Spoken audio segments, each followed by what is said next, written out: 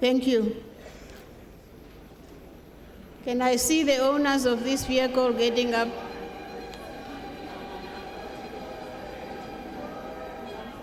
If you don't move your cars, they will be clamped.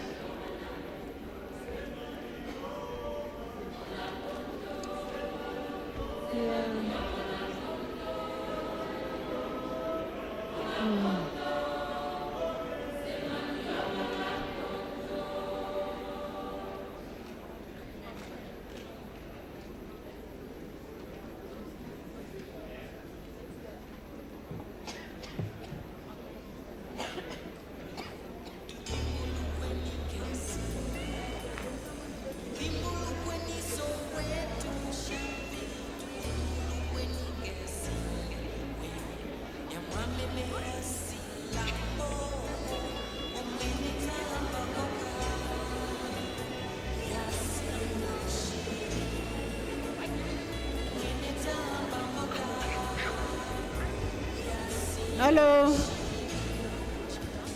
Hello. We are about to go live. May I request the choir, the school choir, which is going to be performing the national anthems, to please take your position inside the hall. The choir. Can somebody get the choir back inside here, please?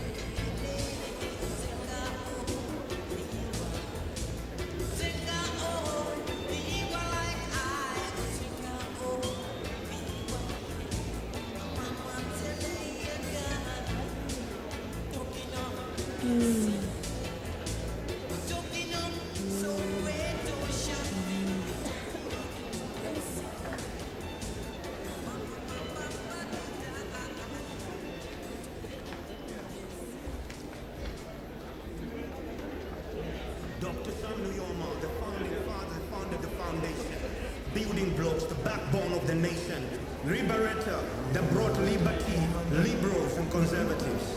Whispers in the shadows, but the glory's on the billboards, resting place in the shadows of Shalom. The battles have been fought, the battles have been won. Victory is the resting place for the heroes. Yes, full of courage, willing to dance with fear in the face of death. Today we honor, we celebrate the hero, the founding father.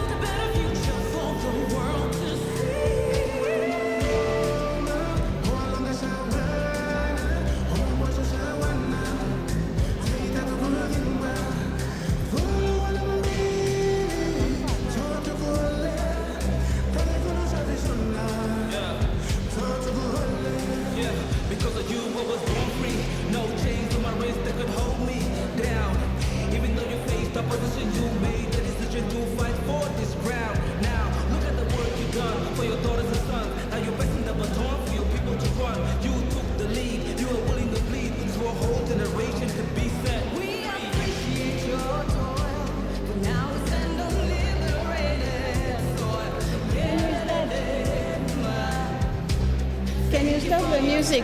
Hello, hello, hello. Can we please stop the music? Thank you very much. Good evening. Good evening, everyone. May I please have your attention? Please, we are at a memorial service and we must observe the decorum of a memorial service. We are going live. We are going to start now. And before we formally start with the program, we do the normal thing. We start with our national anthems. The young people in front of us here will lead us into singing our national anthems. Thank you very much. Youth Orchestra of Namibia, can you please lead us on? Thank you. Please be standing.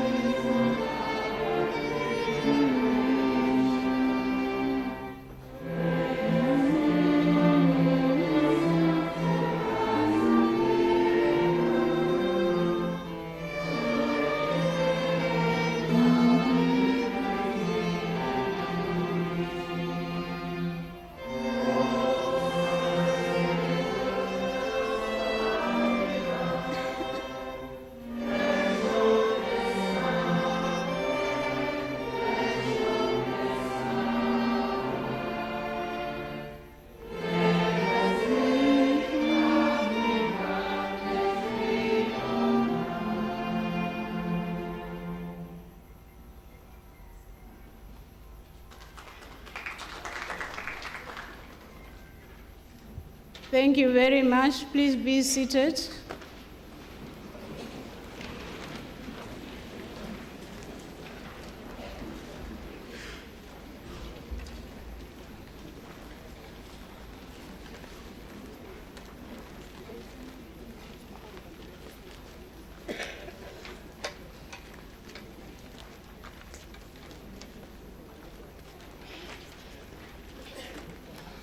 Honorable Uteni Nujoma and the entire Nujoma family, Tate Hiskia Nujoma, Madam Keinkos, the third First Lady of the Republic of Namibia, the Nujoma, Kondombolo, and Mushimba family, honorable ministers and deputy ministers, Honorable Chairperson of the National Council, members of Parliament, esteemed traditional leaders, represented by the Chairperson of the Council of Traditional Leaders, GAUB, distinguished men and women of the clergy, good evening and welcome to this memorial service. My name is Inge Damwani, and I'll be directing the program for this evening. We have a very tight schedule for tonight. We have been meeting for the last almost 2 weeks, with paying tributes. From tomorrow, the regional memorial programs will commence, and the family needs to prepare so that they can get ready for tomorrow morning. And the program tomorrow morning starts very early at 6 o'clock. So please bear with me if I drive the program a little bit harder than usual. We have about 7 speakers to pay their tributes this evening. The focus for today's program is tributes from family members, from those who work closely with the late founding father and the office of the president. So I kindly and humbly request my speakers to please limit your intervention to 7 minutes, thereby so that we can finish the time by 8 o'clock. We are already starting 18 minutes late. Thank you very much for your understanding ahead of time. The first on the program is an opening prayer by Father Hifike Punye. I thought there was only one Hifike Punye, but there is another Hifike Punye Hangombe. Father Hangombe, may I please ask you to come and open the proceeding with a blessing. Thank you.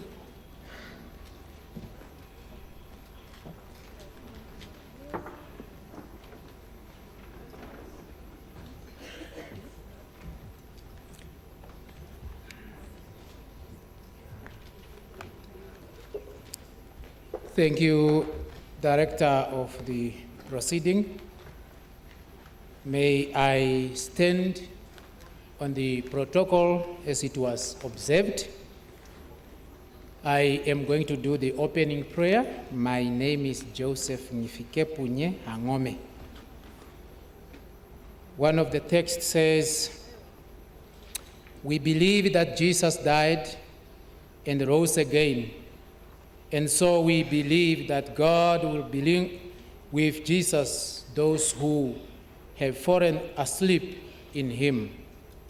Therefore, comfort one another with these words."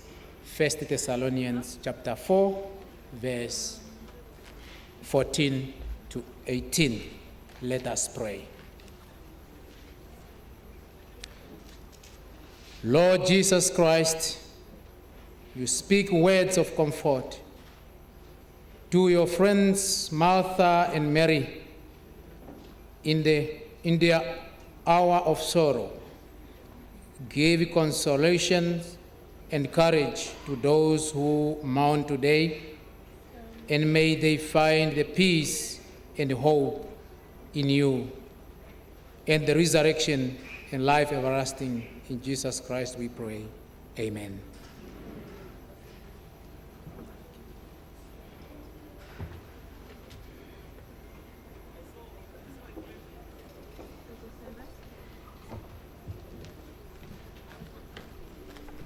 Thank you very much, Father Hangombe. The next on our program is a musical tribute by Ms. Wiliko, Natangwe, and Ronaldo and the Jonah children. If they can find themselves into the hall, please. Ms. Wiliko Natangwe and your team, if you may make your way forward to the podium to present your tribute. One only, please. While they are coming, we have problems with cars that are parked in wrong places. Therefore, the following owners of these vehicles, please remove your vehicles immediately. N242-943W, N242-943W, and N191-489. I take that again, 191-489W. They are parked on this side. We need a space to put up more chairs so that more people can be seated. Please, your cooperation will be highly appreciated. Thank you. Is the choir ready?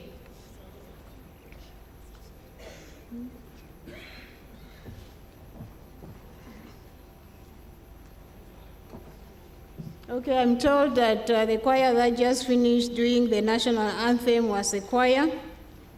Can we then have a interlude by Esme? I haven't seen Esme. Esme, you are next on stage.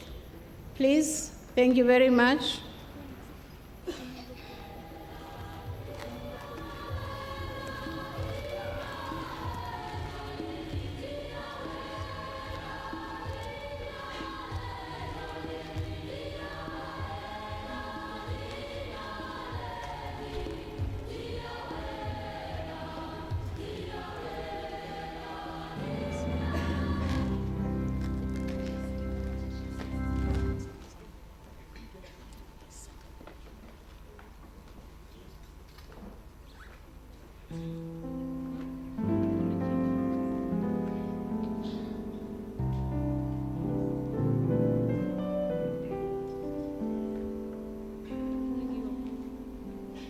Forever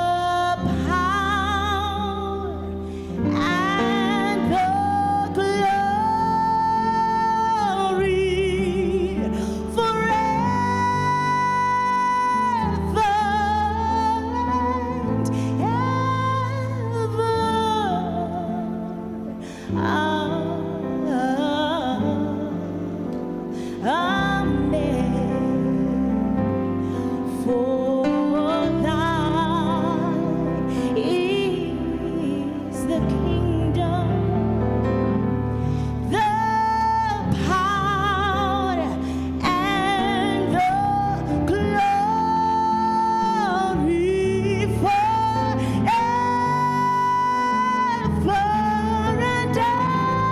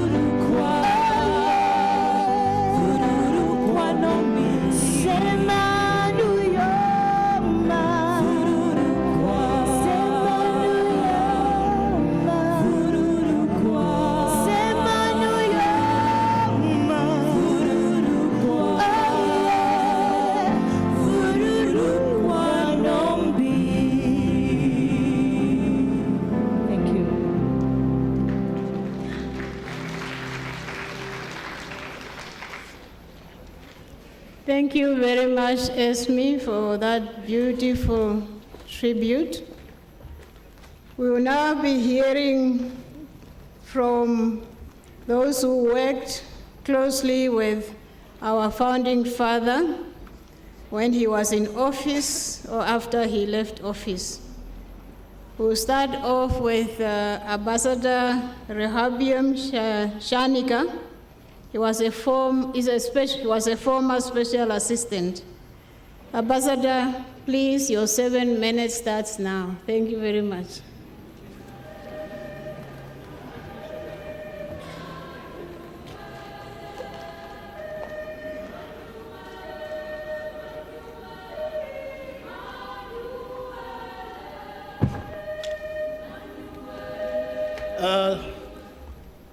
Distinguished Master or Mistress of Ceremony, because of the time, let me start by the protocol already established by the Director of Ceremony. Fellow Muna, distinguished citizen of Namibia, it is often said that when human beings fulfill their duties, they will not surely be judged by the words or image they project to the world, but more profoundly by the depth of courage and determination with which they demonstrate in carrying out their responsibility. The bridge they build and the life they touch for the better will leave a lasting impact. Today, I can confidently assert that history will be kind to the founding president, Sam Nujoma, for the numerous bridges he has built both within Namibia and outside Namibia. His exceptional networking ability set a precedent for unity and collaboration. He emphasized that essential ingredients for national building include unity, dedication, bravery, commitment, determination, and the willingness to sacrifice for a noble cause. As we reflect on his exemplary deed, we vow to remain steadfast in our commitment to his vision. I am Jerobiam Shanika, former senior personal secretary, former executive secretary, former special assistant to President Nujoma. I stand here today to speak on behalf of those who helped to create an environment, enabling environment for the head of state and the head of government, Commander-in-Chief of the Defense Force, to fulfill his national responsibility. With your indulgence, Director of Ceremony, let me ask those who were in the office of the President to stand up where they are so that you can see them. Setting up the office of the President from the scratch was a challenge in many ways, especially in the context where there were no previous existence of such structure. Without these structures, there was no template to reflect on. Confronted with this challenge, President Nujoma spoke to President Kaunda and requested assistance to set up the office. After that, he directed Permanent Secretary Eddie Amkongo to go to Zambia and look at the setting up of the office. And he also availed Mr. Simavale to assist Ambassador Amkongo to advise him on how this office should be set up. Since there were no official of the previous administration, there was no institutional memory, but there were some, like Ms. Carolina Baka, who was helpful in financial matter and worked with the Attorney General there, Kanjeke, Mr. Gordon Elliott, Ms. Oren, who were then supervised by late Jacob Hanai. I will not try to mention all the names for the benefit of time, but they are in the statement. The environment was tense. I recall when President Ket Masire paid his first state visit to Namibia, when they were just about to enter the hall, the light went off. And we thought that maybe it was a power outage. Then I went outside I look around, I see every building was illuminated except the State House.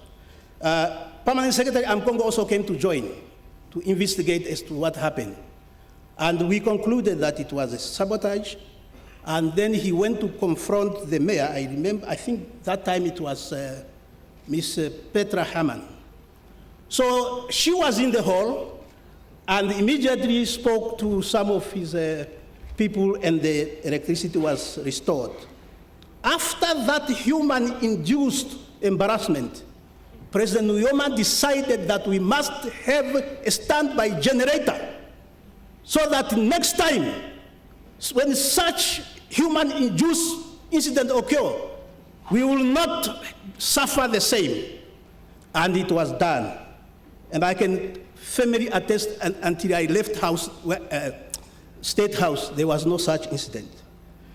Now, beside that, we also we always have to relocate the office, particularly when we go to the course at the end of the year.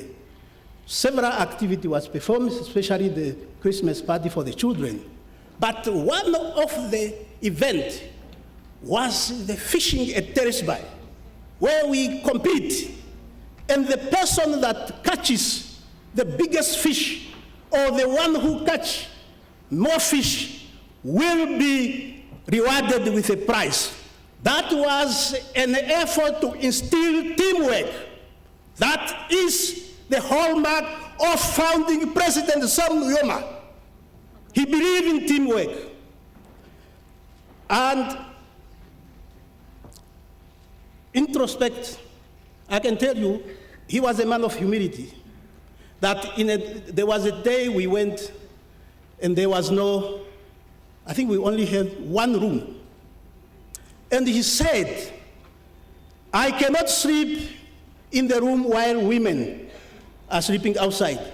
So he gave up his room to the women who were accompanying us, and we had to make a ring of the car. We just make a ring, we put a stretch bed, he slept, a head of state. So we were sleeping there, and of course, because of human weakness, some of our colleagues started competing in snoring. And the way they were snoring, it was as if they were dogs fighting. And then he woke up and said, comrade, tatani pitari buamboto tainge kudiro. So it was his soldiers snoring. So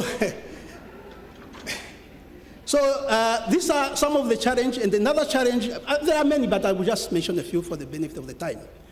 One day we received through the mail a vacuum sealed, I say envelope, but the inside is a vacuum sealed,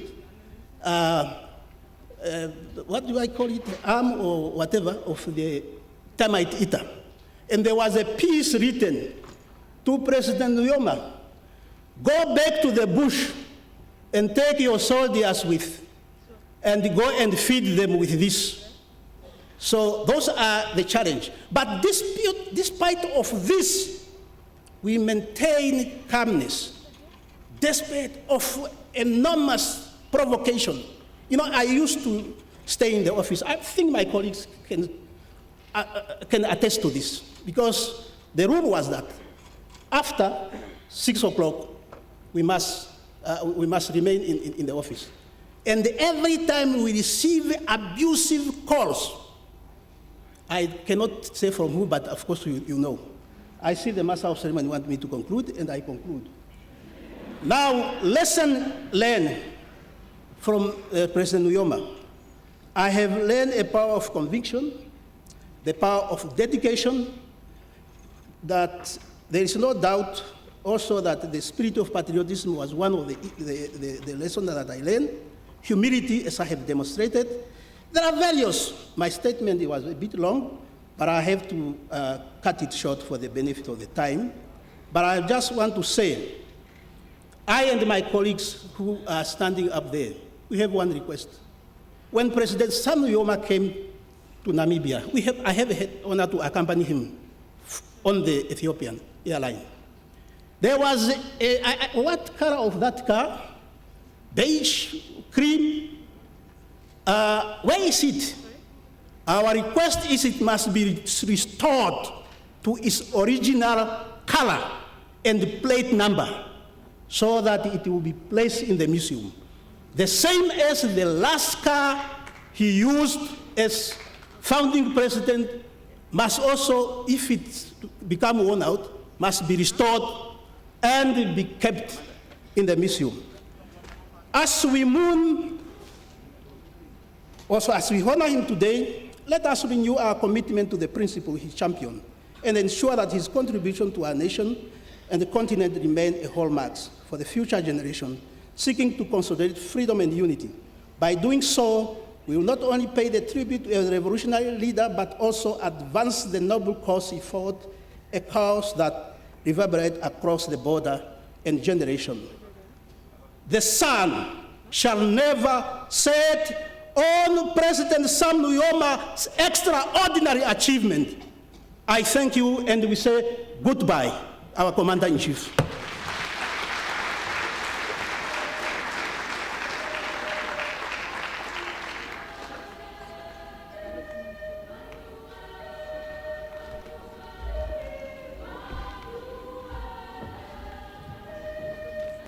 Thank you very much, Ambassador Shanika. My apology for cutting you short, but we are under strict request to finish at 8 o'clock. So what we will do is to collect the full statements, give it to the family, and obviously for the collection for posterity that I'm sure will be put together later. I now have the honor to call yet another former senior special assistant to President Nujoma, Tate John Nauta. Again, Tate John, please. Thank you very much.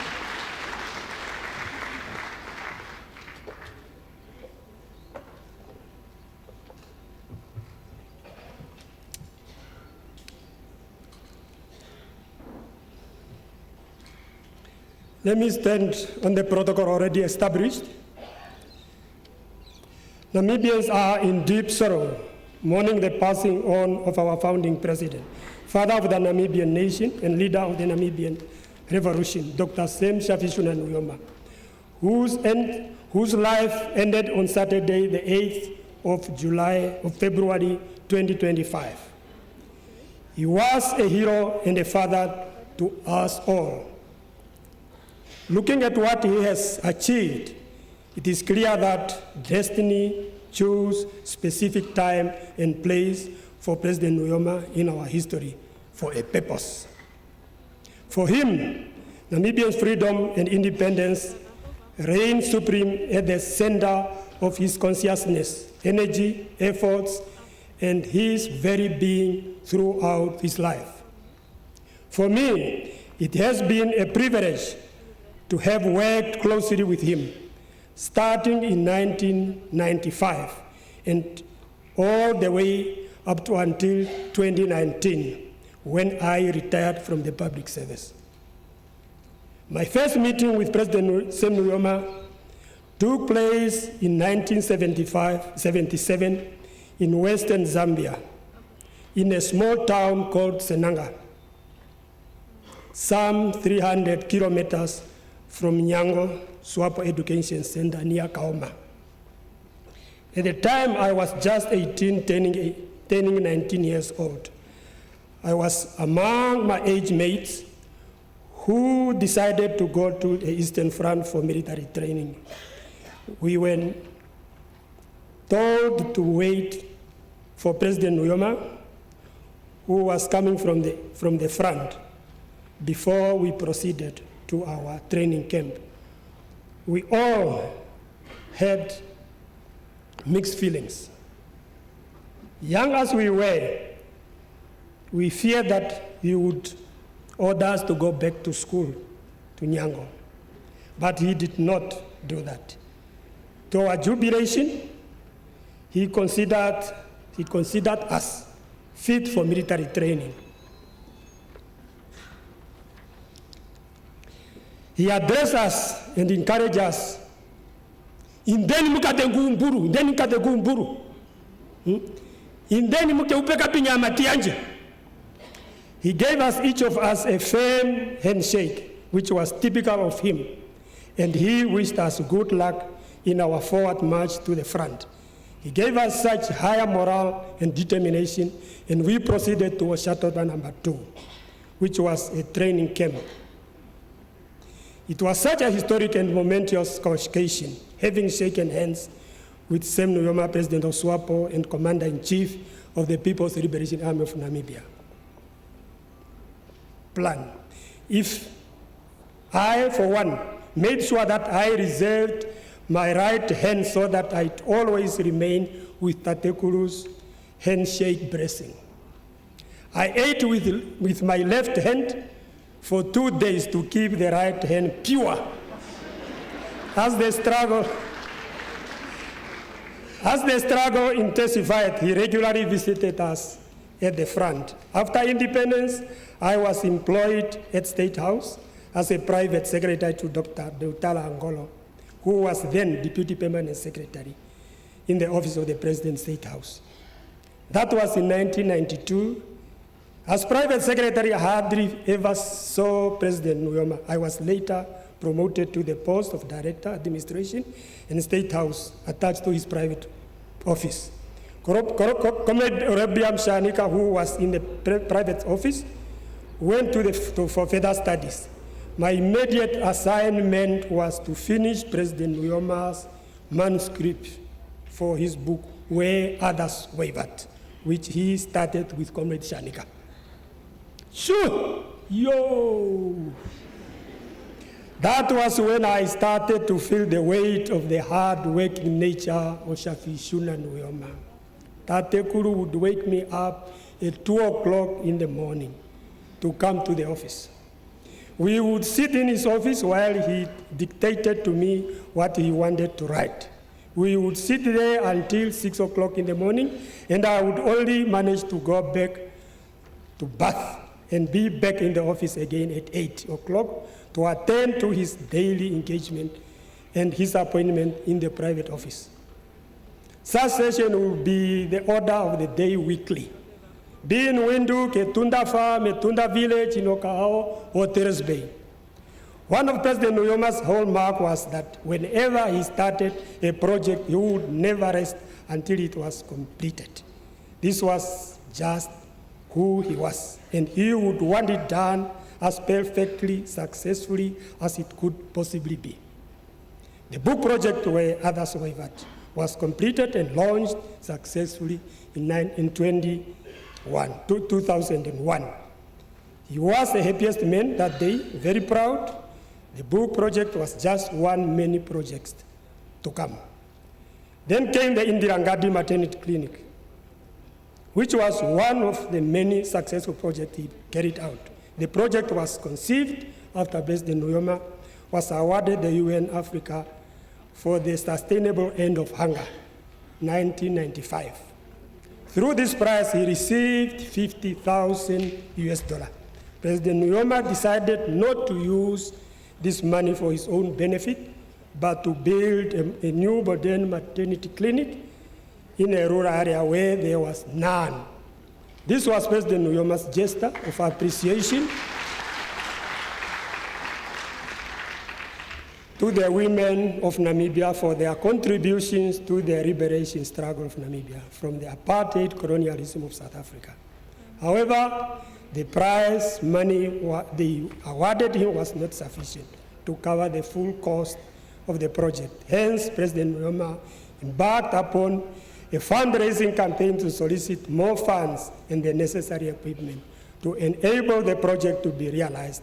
The response from donors was very positive, as the donations received included vehicles, ambulances, scanner machines, television sets, blankets, beds, mortuary components, and other modern medical equipment. Therefore, the Indira Ngadi Maternity Health Center was completed and handed over to the Ministry of Health and Social Services. The Maternity Health Center is on Umsati region at Onemanya village, some 20 plus minus 20 kilometers west of Kahao. Sure enough, on the day President Nujoma inaugurated this maternity health center, 2 expectant mothers were rushed to the facilities and gave birth while the proceedings were in progress, much to the jubilation of President Nujoma. I'm narrating this because I was tasked by President Nujoma to oversee the completion of some of these projects. This underpins how selfless President Nujoma was, caring more about his people than himself. In unexpected twist of events, one day President Nujoma visited health center, but there were no expected mothers in the maternity ward. He humorously but seriously reprimanded us who were present, men who were present there, pointing his trademark fingers. You men, you are just in bars and dancing throughout the night. You are not doing anything. Then the next day I called Dr. Angolo to tell him that the maternity clinic, when Tatekulu visited them, there was no pregnant mothers. So he was going to close. So we laughed it off, of course. Another landmark national project he launched and successfully pushed through was the extension of the Northern Railway line from Tsumeb to Ondangwa going up to Oshikango, while the other line would go to Oshakati, from where it would proceed to Cape Frio, the envisaged second largest harbour in Namibia after Walvis Bay. The railway line was a labor-intensive project and served as a unifying factor to the country. President Nujoma mobilized and encouraged the entire nation to volunteer to take part and take ownership of the project, to which the nation responded positively with massive participation from all the 13 regions that time. Private and public institutions mobilized human financial resources to help complete the project. President Nujoma himself would go and hunt giraffes, kudus for community members working on the railway line. A sign of national unity and reconciliation, many commercial farmers also complimented President Sam Nuyoma's effort by donating game meat. He continued working on the railway even after retirement. He was passionate about completing this project and would not take it early, missing his scheduled trips to.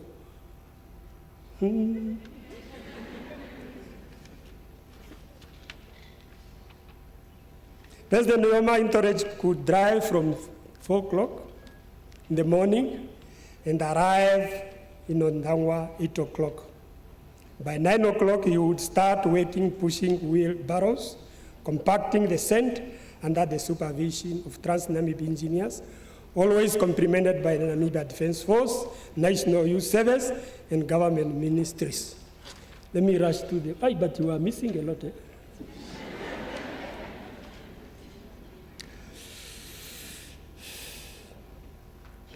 At the time we had, just 2 minutes.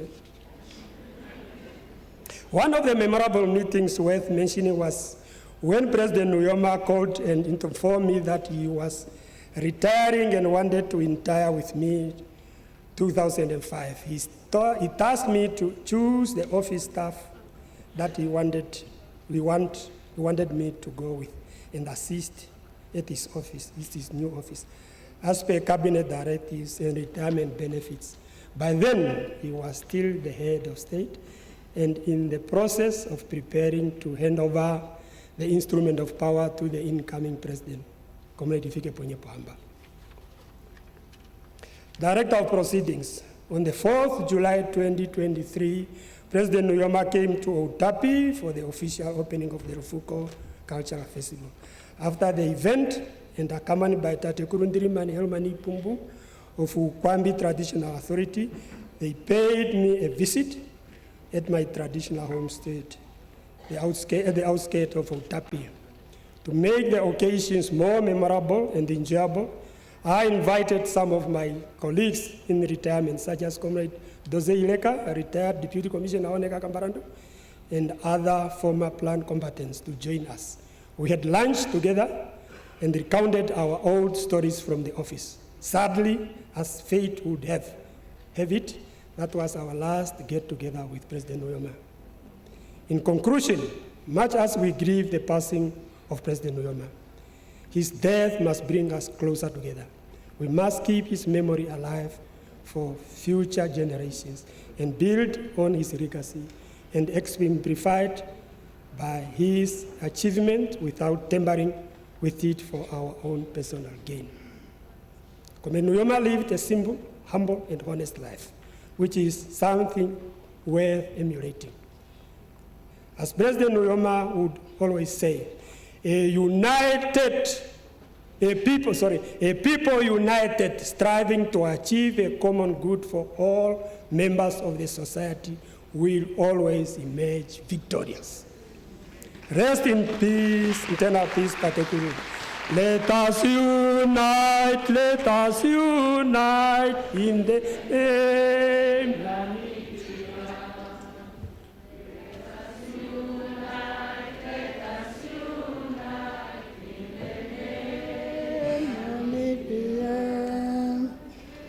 Let's unite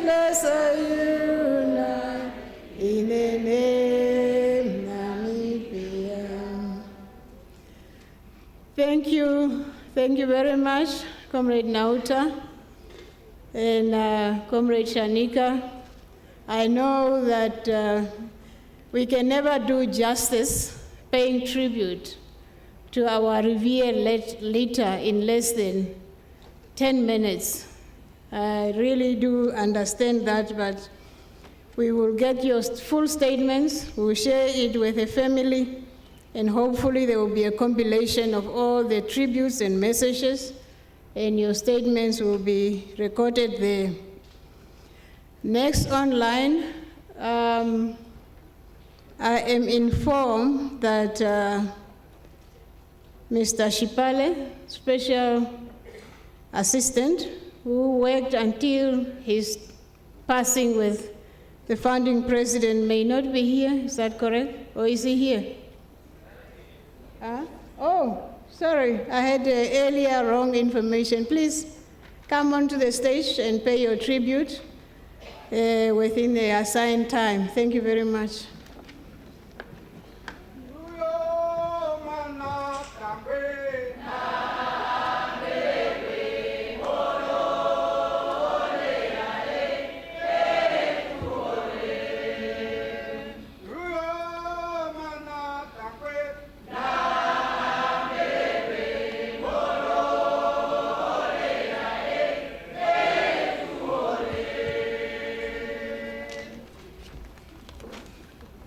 Thank you, Director of Proceedings. Fellow mourners, permit me to stand on the established protocol. As we are being rushed, let me just go straight to my statement, my tribute actually. And I shouldn't give you a public lecture on the history or the biography of the founding president. After all, what can I say after my seniors have spoken? Ambassador Shanika, Comrade Nauta. Yesterday I heard the commanders of plan, including General Shali. They have all spoken. So suffice to say that it is as if the departure of the founding president was well orchestrated by the ancients of days for his burial to take place on the 1st of March, 2025, coinciding with the day on which he crossed the border into British Bechuanaland Protectorate on the 1st of March, 1960, and went into exile to campaign internationally, not the least in the at the United Nations in New York. Skipping all what I have written, probably it will be published one day. So allow me at this juncture to recount some of our cherished memories with the founding president. And I recall on one occasion when the office scheduled visitors to pay a courtesy call on him, it so happened that the visitors arrived early and the founding president was having a snack. I then informed him that the visitors were already at the reception and told him that he should just finish his snack. The founding president immediately asked me a rhetoric question, of course, saying, Commissioner Pale, how do you expect me to be sitting here in the office drinking tea while there are people waiting for me outside? That is the man we are mourning today, who shows humility, his humanity, as he always put the people first and deeply respected everyone. Indeed, the founding president has demonstrated his humility as a leader with a watchful eye over the interests of each and every one of us.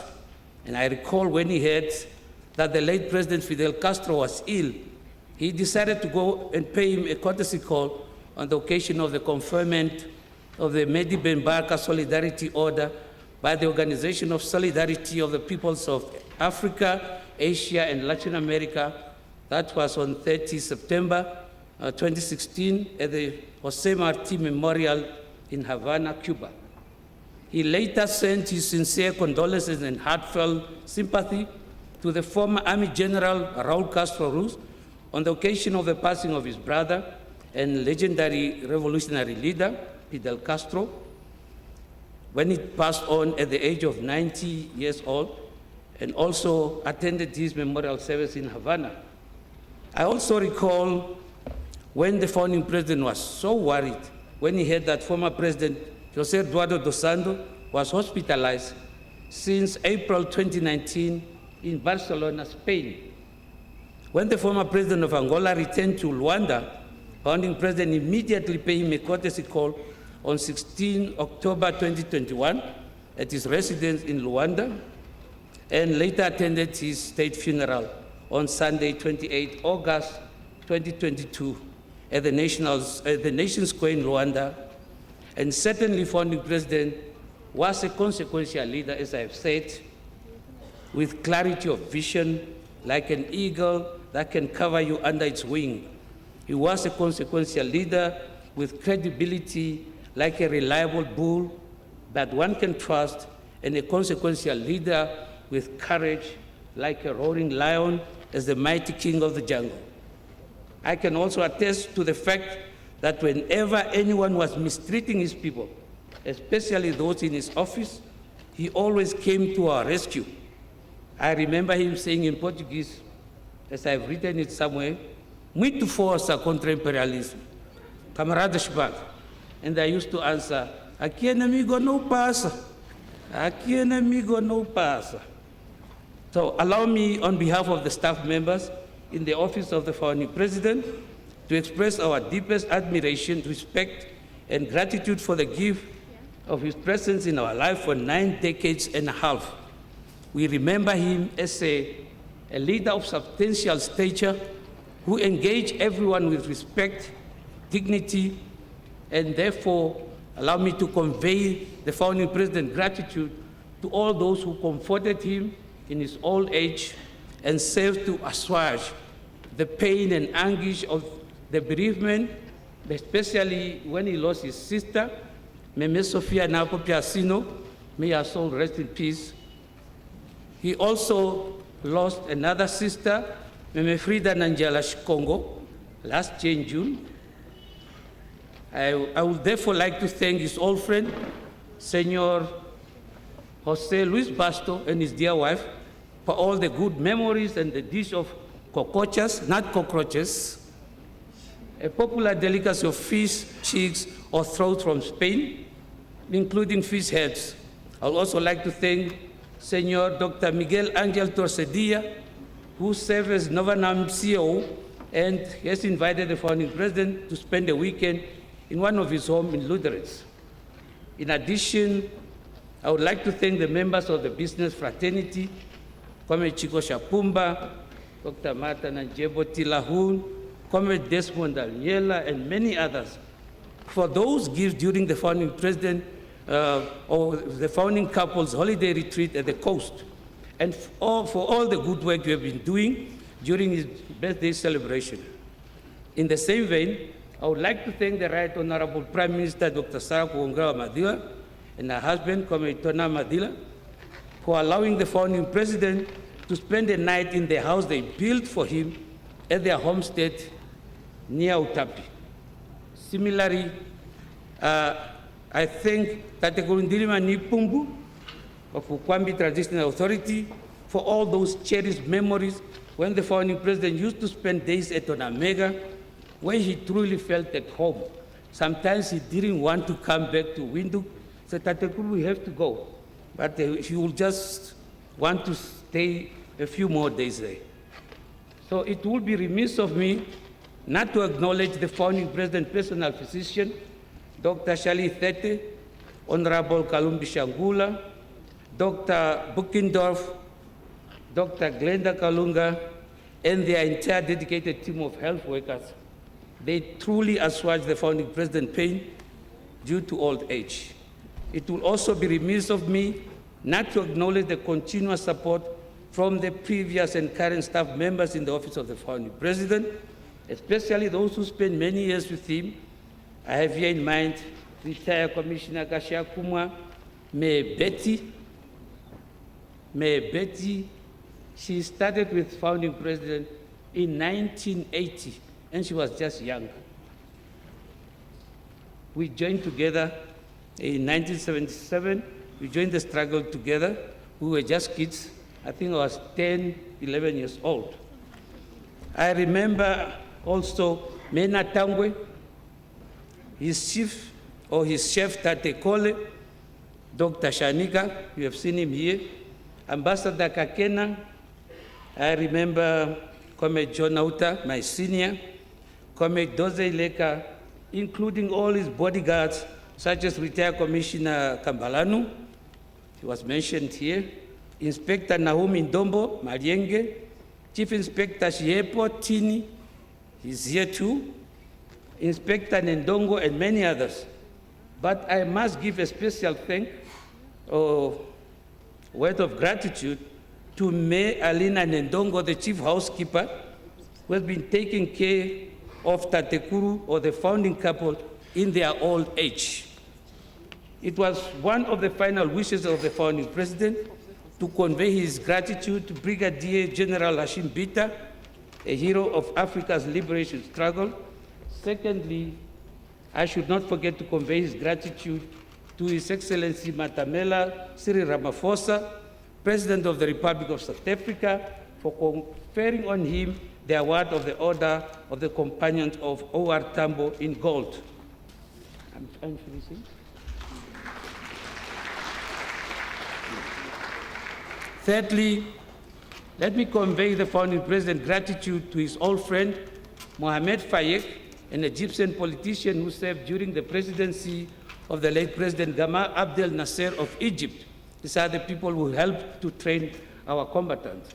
In conclusion, as we pay homage to our founding president today, let us remember him for what he was, a servant leader who loved his people and put them above love of self.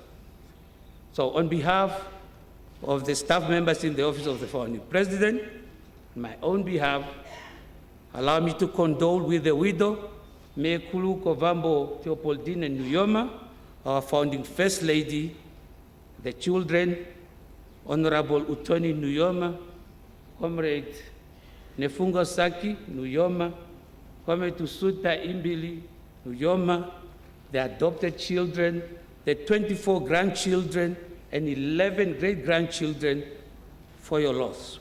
We also condole with the 3 siblings, Tatekuru Iskia, Asino Nujoma, Tatekuru Noah Malima, Meme Julia Namkua Iyambo, the nieces and nephews. I think of Comrade Mati, Mika Natangwe, Elizabeth Kalola, Wiliko, Helvi, Iturame Ameno Asino, David and Theopoldine Nujoma, Amtenya and Lona Chikongo, na Mwenyo, na Mene Hambeleleni, Twega, Kanunu, Helvi and Kombaye Iyambo, and the entire Nujoma Kondobolo and Mushimba family, as well as the Namibian nation at large, on the loss of our beloved founding president. As we work through this difficult dark cloud hovering around our nation, may we all be granted fortitude to go through this bereavement and be left with the cherished memories of our beloved founding president, His Excellency Dr. Sam Shafiishuna Nujoma. Go well, my hero, and my commandant in jefe. Go well, our founding father. You have fought the good fight. You have finished the race. You have kept the faith. Now there is in store for you the crown of righteousness. May your soul rest peacefully and in glory. Salute.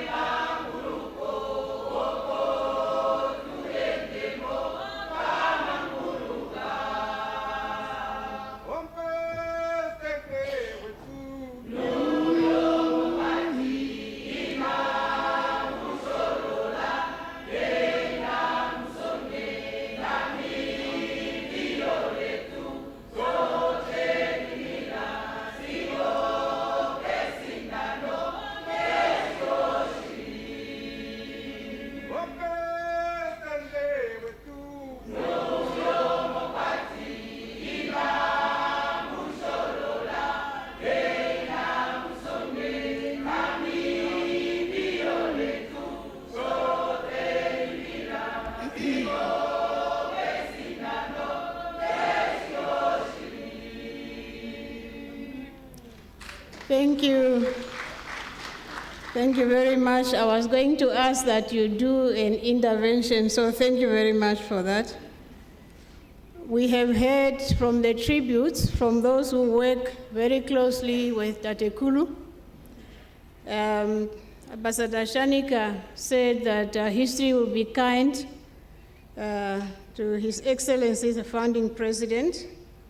And indeed, when you hear from all the tributes, you realize that President Nujoma was really a consequential leader, as Tate Nauta said. A leader of note, an extraordinary personality. As the late President Keinkob used to say, a leader in his own class, part of the third wave of generation of leaders, Pan-Africanists and nationalists, who were really committed to the cause of Africa. So thank you so much for those wonderful tributes. We now have one more tribute before we go to the tribute from the children and the grandchildren.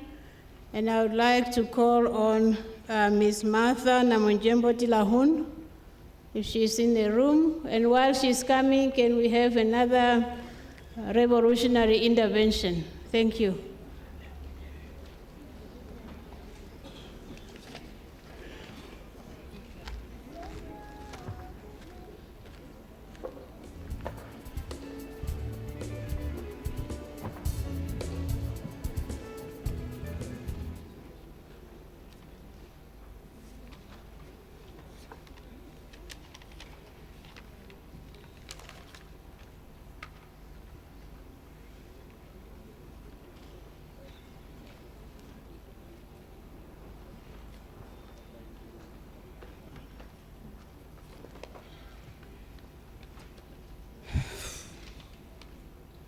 Director of Proceeding, dear Mourners, all protocol observed as established by the Director of Proceedings. We gather here today with a heavy heart, a notion of mourning, to say goodbye to a giant of a man, a father of our nation, and a personal father figure to me, His Excellency, Dr. Sam Nujoma. Tatekulu was a principled man, was a man of principle. As he once said, any opportunity should always be for the future generation. We should not talk for our own interest. To me, he was a mentor, a confidant, a man whose wisdom resonated deeply with my soul. He was a close family friend, a comrade in arms with my late own father, during his dark days of the liberation struggle. Their shared sacrifices, their unwavering beliefs in a free Namibia forged a bond that extended beyond politics, a bond that embraced our family as one. I remember countless conversations filled with his insight, his guidance, and his unwavering belief. He treated me as his own daughter, offering advice, not just on professional matters, but on life itself. He taught me the importance of integrity, the power of perseverance, and the true meaning of standing tall, staying true to our purpose despite the opinion of the others.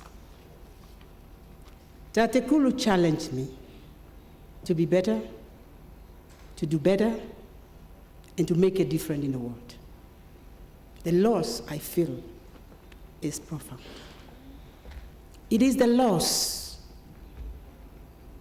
of a father, a mentor, a friend, but amidst the sorrow, I'm filled with gratitude. Gratitude for the time I had with him. Gratitude for his unwavering love and support. And gratitude for the incredible legacy he left behind. I will forever live by the three simple rules he shared. Love needs action. Trust needs proof. And surely needs change. Words I feel inadequate at a moment like this, a moment where grief intertwines with gratitude, where souls mingle with the profound legacy he leaves behind. For Namibia, he was the founding father, the liberator, the unwavering beacon of hope during our struggle for independence. His name, Nujoma, is synonymous with our nation freedom, etched in the very fabric of our being. Our founding father, love for his country, was profound. It resonated in a very conversation. Every action, every dream he shared. He was firm, yes, but always fair. He used to say that we need to push harder than yesterday if we want a different tomorrow. He possessed any uncanny ability to balance strength with compassion, leadership with empathy. He believes in the country potential and it is people. And he dedicated his life to nurturing its growth. His passion was infectious, igniting a similar fire in all those who had the privilege of knowing him. But beyond his love for his country, Tatekulu possessed and extraordinary love for its people. He saw the potential in everyone, especially in youth, women of this nation. He champions this cause, their cause, and advocating for their empowerment and tirelessly working to create opportunity for us to thrive. He recognized our strength, our resilience, and our invaluable contribution to our society. Namibia has lost a true hero, a leader whose vision shaped our nation.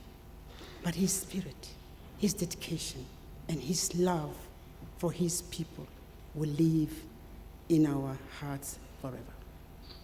Let us take solace on the Nehemiah chapter 13, verse 14, which says, "Remember me, O my God, concerning this, and do not wipe out my good deeds, and that I have done for the house of my God, and for its services."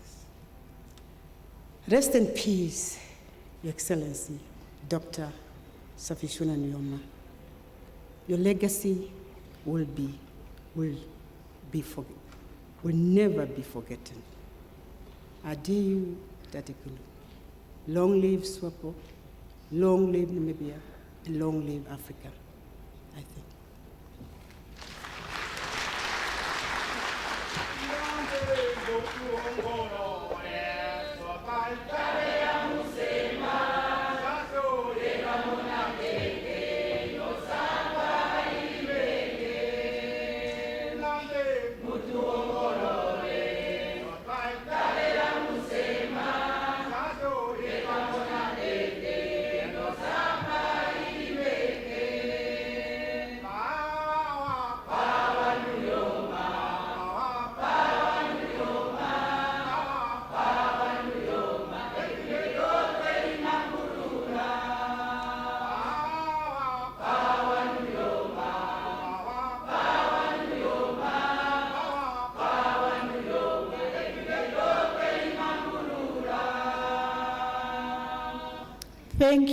Thank you very much, and thank you, Ms. Namujembo Tilahun, for keeping within the assigned time. In fact, you were 44 seconds less than 7 minutes, so thank you very much.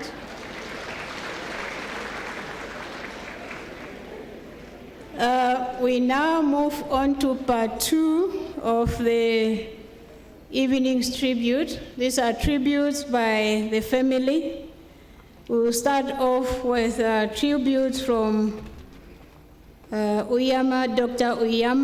Nujoma, on behalf of the grandchildren and great-grandchildren. May I ask that all those on whose behalf she will be speaking accompany her to the podium. Thank you. And since you are speaking on behalf of 2 groups, I'll give you 10 minutes.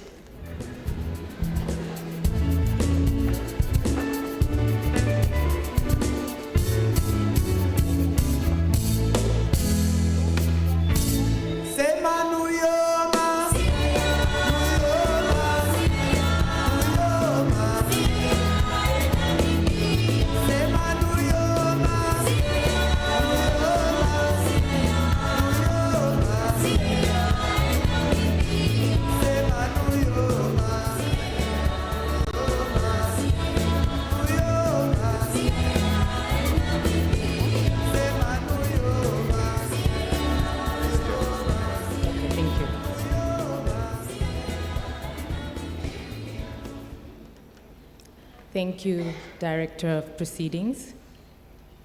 Allow me to stand on the protocol already established. To Mekulu, our parents, our entire family, dear mourners, good evening. My name, as already mentioned, is Dr. Nujoma. I have the immense honor to deliver a tribute compiled collectively by the grandchildren and great-grandchildren. It's titled, A Tribute to Our Beloved Grandfather, Dr. Sam Shafiishuna Nujoma.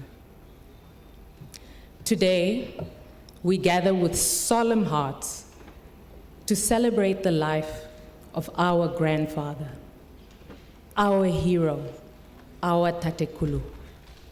As we stand united in grief, we are also united in gratitude for the profound impact he made on each of our lives and on the nation he so dearly loved. To lose a grandfather is to feel the absence of a guiding light, a wellspring of wisdom, and a pillar of strength. The void he leaves behind is vast, but so too is his legacy he entrusted to us, a legacy of courage, love, discipline, and unwavering dedication to family and country. Tatekulu was a man of titanic achievement and remarkable humility. He embodied courage and bravery, traits he demonstrated not only as the founding president of the Republic of Namibia, but also as the heart of our family. He inspired generations through his discipline and devotion. He taught us the value of hard work, waking us early on Saturday mornings to tend to the garden, accompanied by his radio, playing old Swapo songs.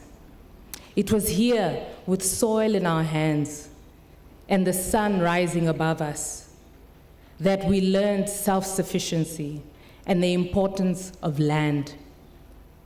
He always said, if one owns a piece of land, they should never go hungry. And he lived by this principle. His land flourished, yielding enough to feed not just his family, but the community as well. His love was profound and steadfast, especially for our grandmother, Mekulu, who's at home watching. Their bond was a testament to loyalty and commitment.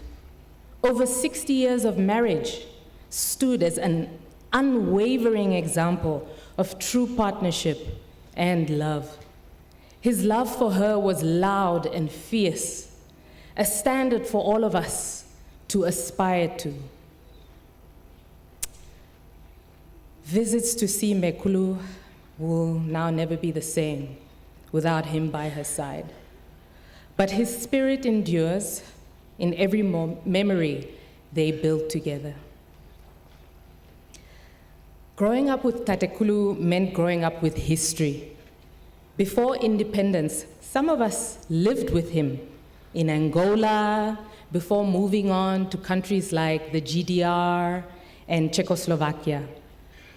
And then later on, when we lived with him in State House, where life was anything but ordinary. It was a bustling home, filled with bodyguards, staff, dignitaries from around the world. We were fortunate enough to meet leaders like Queen Elizabeth, Nelson Mandela, and a favorite of ours, of course, Michael Jackson. We often presented them with flowers as they arrived.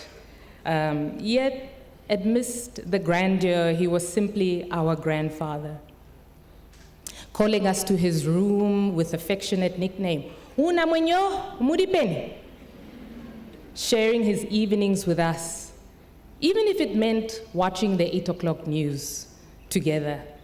And of course, we expected treats, sweet treats, after. Through his actions and words, he taught us that nothing is impossible. At the age of 89, he spoke of dreams yet to be realized, including a wish to become an astronaut. Yeah. He pursued education relentlessly, earning his master's a master's degree in geology in 2009. I fondly recall teasing him about this, saying, "Oh, so we are students together, we're in school together," because at the time, some of us were pursuing our tertiary education at the same time as him. His pursuit for knowledge inspired us all to value education. As he always reminded us, education is the key to success. He was a man who led by example in every aspect of his life. Health conscious and disciplined, he exercised every morning, whether it was a brisk walk or swimming. We recall how when we were quite young, he would wake us up at 5, 6 o'clock in the morning and plunge us into the pool for an early morning swim. Sadly, none of us became star athletes. He also emphasized to us the importance of good nutrition. He was committed to a healthy diet, especially that of traditional foods: mahangu, fish, game meat, and vegetables, and would recount to us the exact nutritional content of foods, just to encourage us to eat healthier. Even as age took its toll, his spirit remained unbreakable, only beginning to use his walking stick at 90 years old, just as he had promised. Generosity was at the heart of who he was. He gave selflessly, not only to his family, but to his nation. He raised not only his grandchildren, but countless others, many of them here today seated, providing education, shelter, teaching us that leadership is rooted in service to others. He empowered everyone around him, from his staff to the youth of Namibia, constantly reminding us of the bigger picture and our duty to carry his vision. Through his stories of liberation struggle, he instilled in us a fierce love for our country. He was more than a leader. He was a freedom fighter, as we all know, a revolutionary whose courage shaped the destiny of a nation. His tales of sacrifice, resilience, and strategic brilliance were mesmerizing. He would speak of the long, arduous journey to independence, recounting the days in exile, the underground movements, and the battles fought, not just with weapons, but with an unwavering spirit and vision. One of his strategies that he used to love to share with us was, when the enemy attacks, you retreat. And when the enemy retreats, you attack. He would always follow this with a warm and hearty laugh, a reminder that even in struggle, hope and humor could be found. Some of us witnessed firsthand his leadership in exile, while others learned of it through his vivid recollections.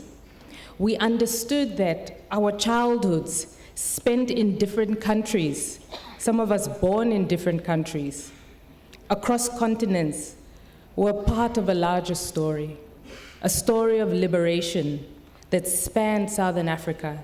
He taught us about unity, about how he stood firm alongside African great leaders like Julius Nyerere, Robert Mugabe, and Nelson Mandela. His vision was not only for Namibia, but for the entire African continent, for dignity, self-determination, and sovereignty. His fight for freedom was not just political, it was personal. He fought for his children, his grandchildren, great-grandchildren, for a Namibia where we could grow without fear, with opportunities he never had. We felt his love through his sacrifices, knowing that his time away from us was spent securing a future for generations to come. This knowledge makes us proud to carry his name and his legacy forward. As children, we were blessed to witness his softer side, though. His sweetness, his humor, his unwavering dedication. December holidays were filled with adventure, fishing in Terrace Bay, as was mentioned earlier, hunting on the farm, that taught us the value of nature and tradition. When we were younger, Tatekulu made sure to celebrate us. Birthdays were a time where he made sure we felt cherished and special by ensuring that there was always a gesture of even a cake. His sweetness, so calming, is the true mark of a man. To be able to make people feel at ease, seen, and valued. He would do so playfully by giving nicknames to people or always greeting one in a language learned whilst in exile or from studying abroad. We would often hear him say, "Como estás? Muito bien, muito força. Habari gani? Wie geht's?" And even ni hao. Our hearts are full of beautiful memories.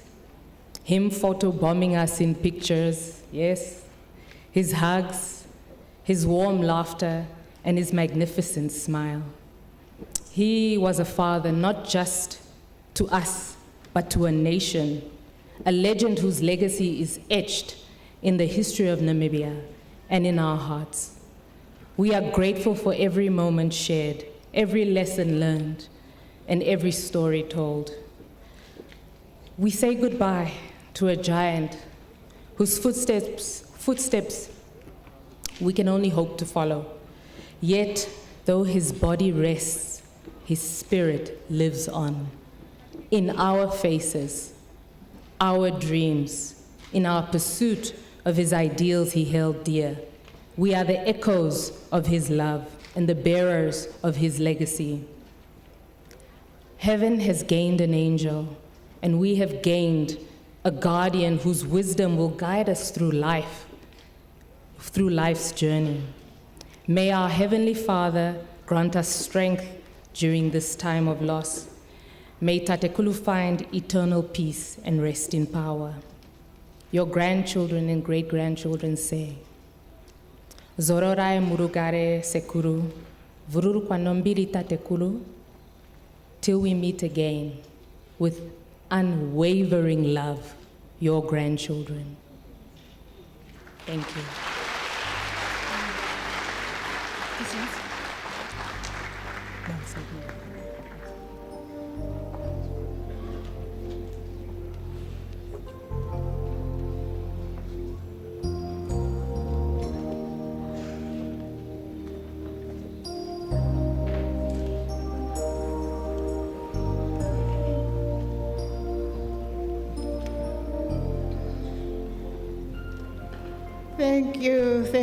Thank you very much, the grandchildren and great-grandchildren. Indeed, his spirit was unbreakable, and his spirit lives on. Heaven has gained Namibia's best. Thank you very much. With the permission of the family, I have been directed to slightly adjust the program and invite Commissioner Kashiakumwa to speak on behalf of the protection unit that worked with His Excellency for a very long time. Is that okay? Yeah. It's okay? Yeah? So, Commissioner, Commissioner Kashiakumwa, you've got 5 minutes to pay tribute. I don't see him. While he's coming, please give us one of those revolutionary songs.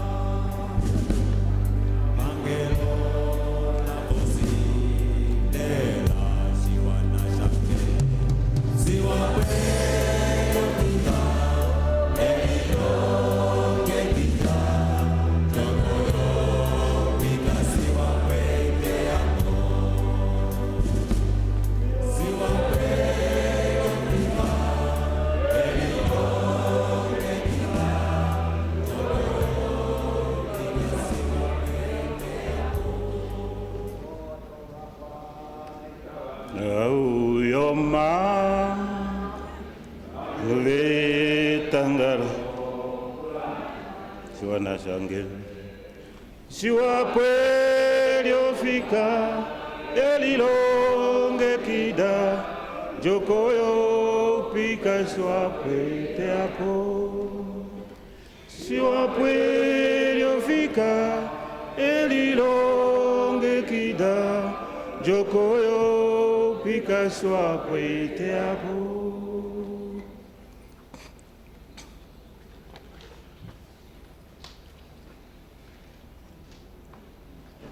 Directors of ceremonies, I'm retired Commissioner Ndahangwapo Kasi Hakumwa. I'm standing here representing the team which stands before me, the team which was entrusted with the safety and security of our late, our founding president, Shafiishuna Nujoma, a team known as the bullet catcher.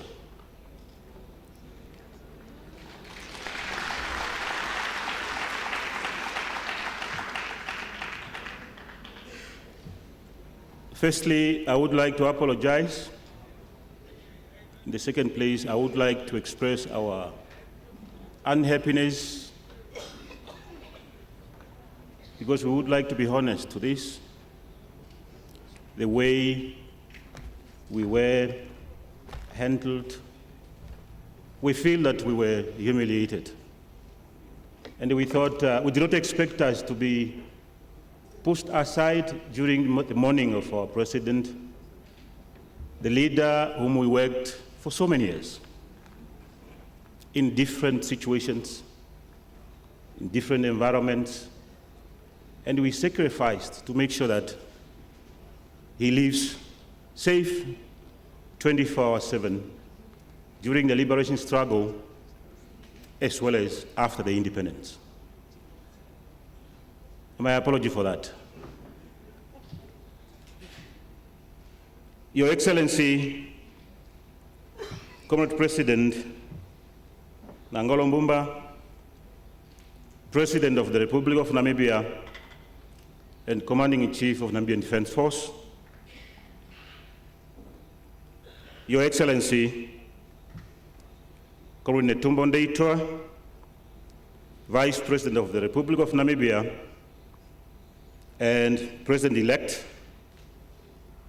Lieutenant General Retired Ndeitwa, Your Excellency, Comrade Hifike Punye Pohamba and Madame Pohamba, Right Honorable Prime Minister, Comrade Sarah Kuongerwa, Amadila and Mr. Amadila, Deputy Prime Minister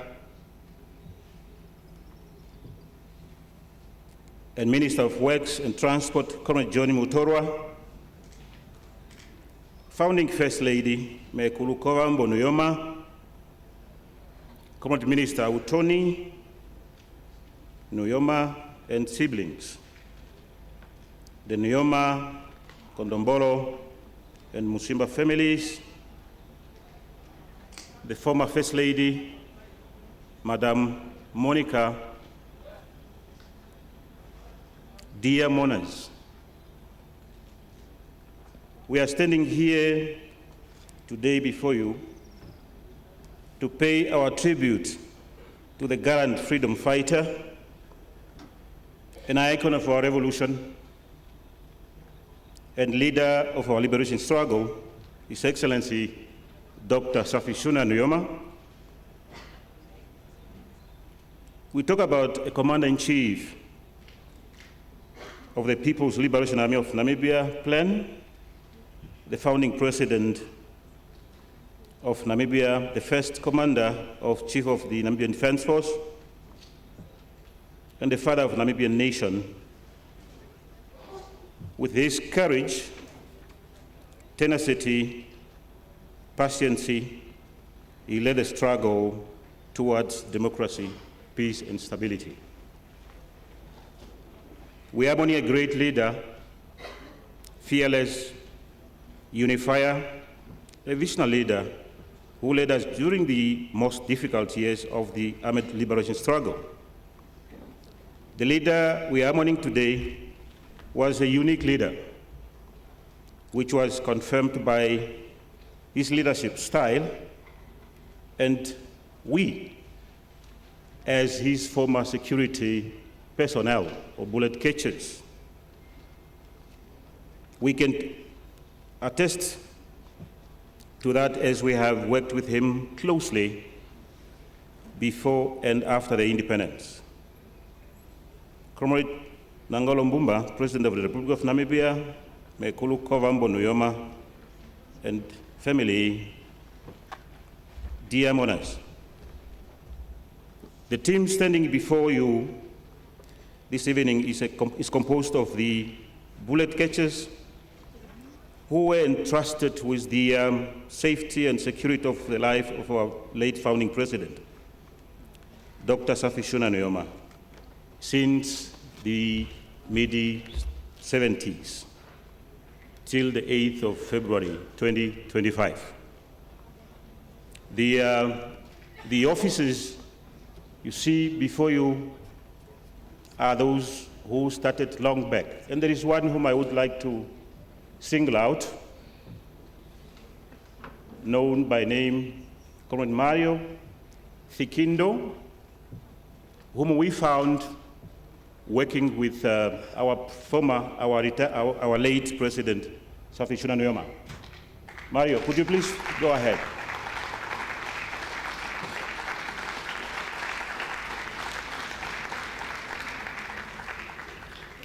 We actually requested him to put on a party attire so that he would be more identical amongst us here.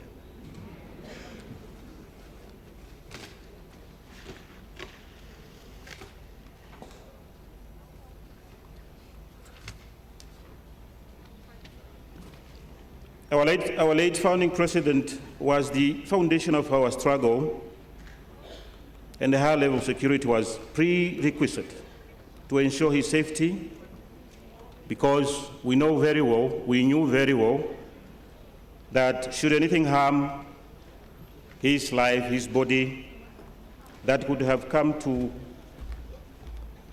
it could even harm the Southern Africa in terms of security.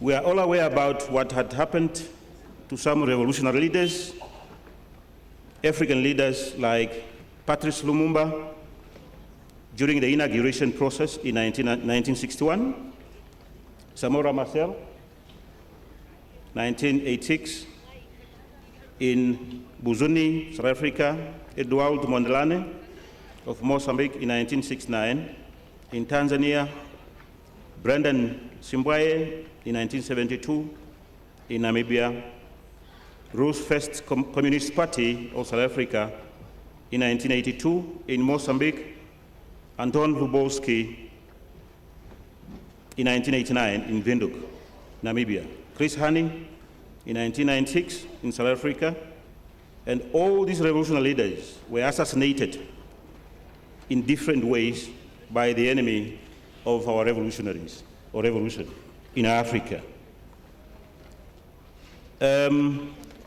Because of the time, and I could even see the director of proceedings looking at me, meaning our time is over, I just would like to conclude by saying we feel proud. We feel proud to be with our late founding president until 2025, the time he attained 95 years. The reason why we feel happy is because we know he had a number of enemies, and enemies, or his enemies, did not succeed all those years. Why? It was because of this team.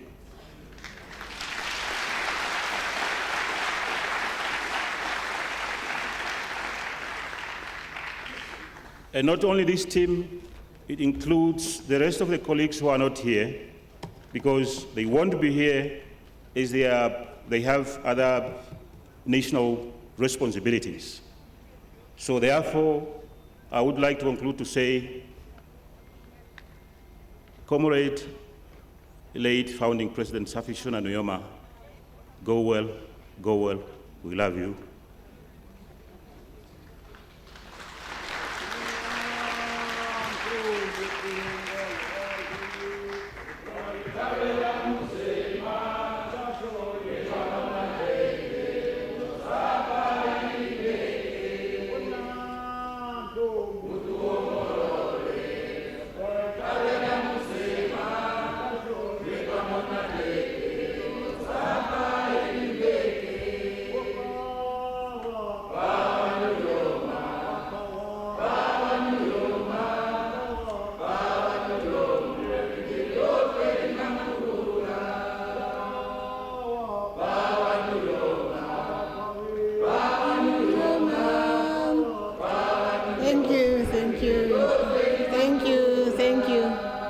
Thank you.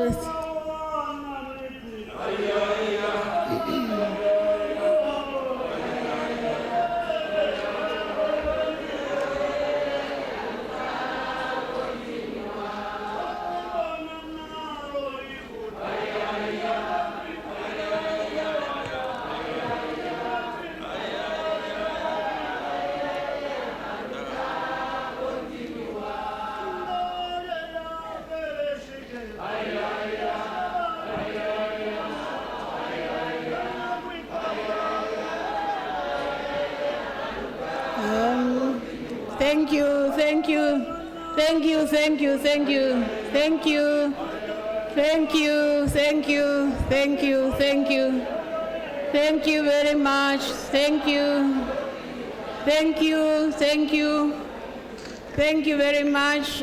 I'm under strict instructions. I am not doing this because I don't respect the tributes, but I'm under strict instruction to finish this program by 8 o'clock, and we have still 2 more speakers to go. State protocol really demands that once a program has been set and has been approved by the president, that's the program we follow. So my sincere apology to our close protection team. We thank you from the bottom of our hearts for your hard work and commitment in protecting our founding president for all these many years. We appreciate, thank you.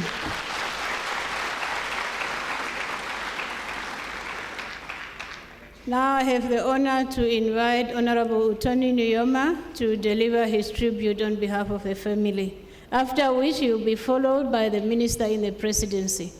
Thank you very much.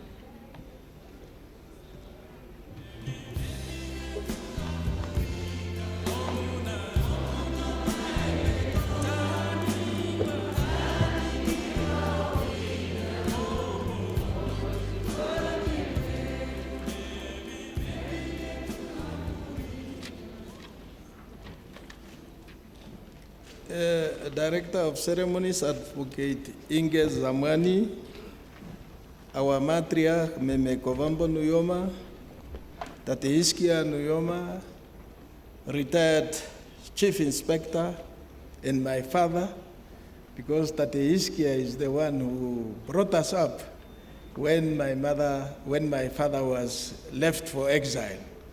So we thank you very much, Tate Hiskia. You have always been with us, and you are still with us. Thank you very much.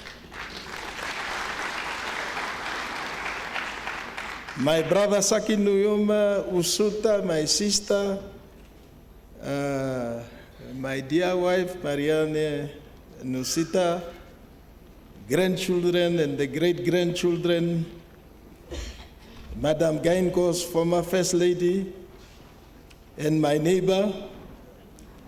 Yeah, while I'm there, we used to crack jokes all the time with Meme Monica and Tate Hage Gainko because they are my neighbors. And I was always telling them that I was also telling my father that you must respect me because I'm the owner of this neighborhood, because I own the servitude here. So I was telling my father, if you are not good to me, I will close this road as well as Hake. Oh, so you want to tell me you are going to be the district commissioner of our neighborhood? Ministers and deputy ministers, members of parliament, Chief Emmanuel Haseb, chairperson of the Council of Traditional Leaders, Pastor Mbazuvara and other members of the clergy, Your Excellencies, members of the Diplomatic Corps, distinguished service chiefs, distinguished veterans of the liberation struggle, distinguished security detail of my father. You have listened to them, Comrade Kashiakumwa, that they were the people who looked after our father, and we thank you sincerely. If there was a miscommunication, I think on behalf of the family, we had really nothing to do with all these arrangements. But I just want to assure you that it is part. When you have a ceremony of this magnitude, you always have these challenges coming in, and then cancellations and so on. So it's not easy. Please bear with us. Comrade Vicky Atoivo, Joan Guridas, our veterans of the liberation struggle, our distinguished, they were the supporters of our people while they were in New York, in the US, in the United States of America. Let's give a great hand to them. Distinguished captains of industry, fellow mourners. You may recall that I have always spoken on behalf of the family on these great occasions, birthdays and so on, but today it is rather a difficult moment.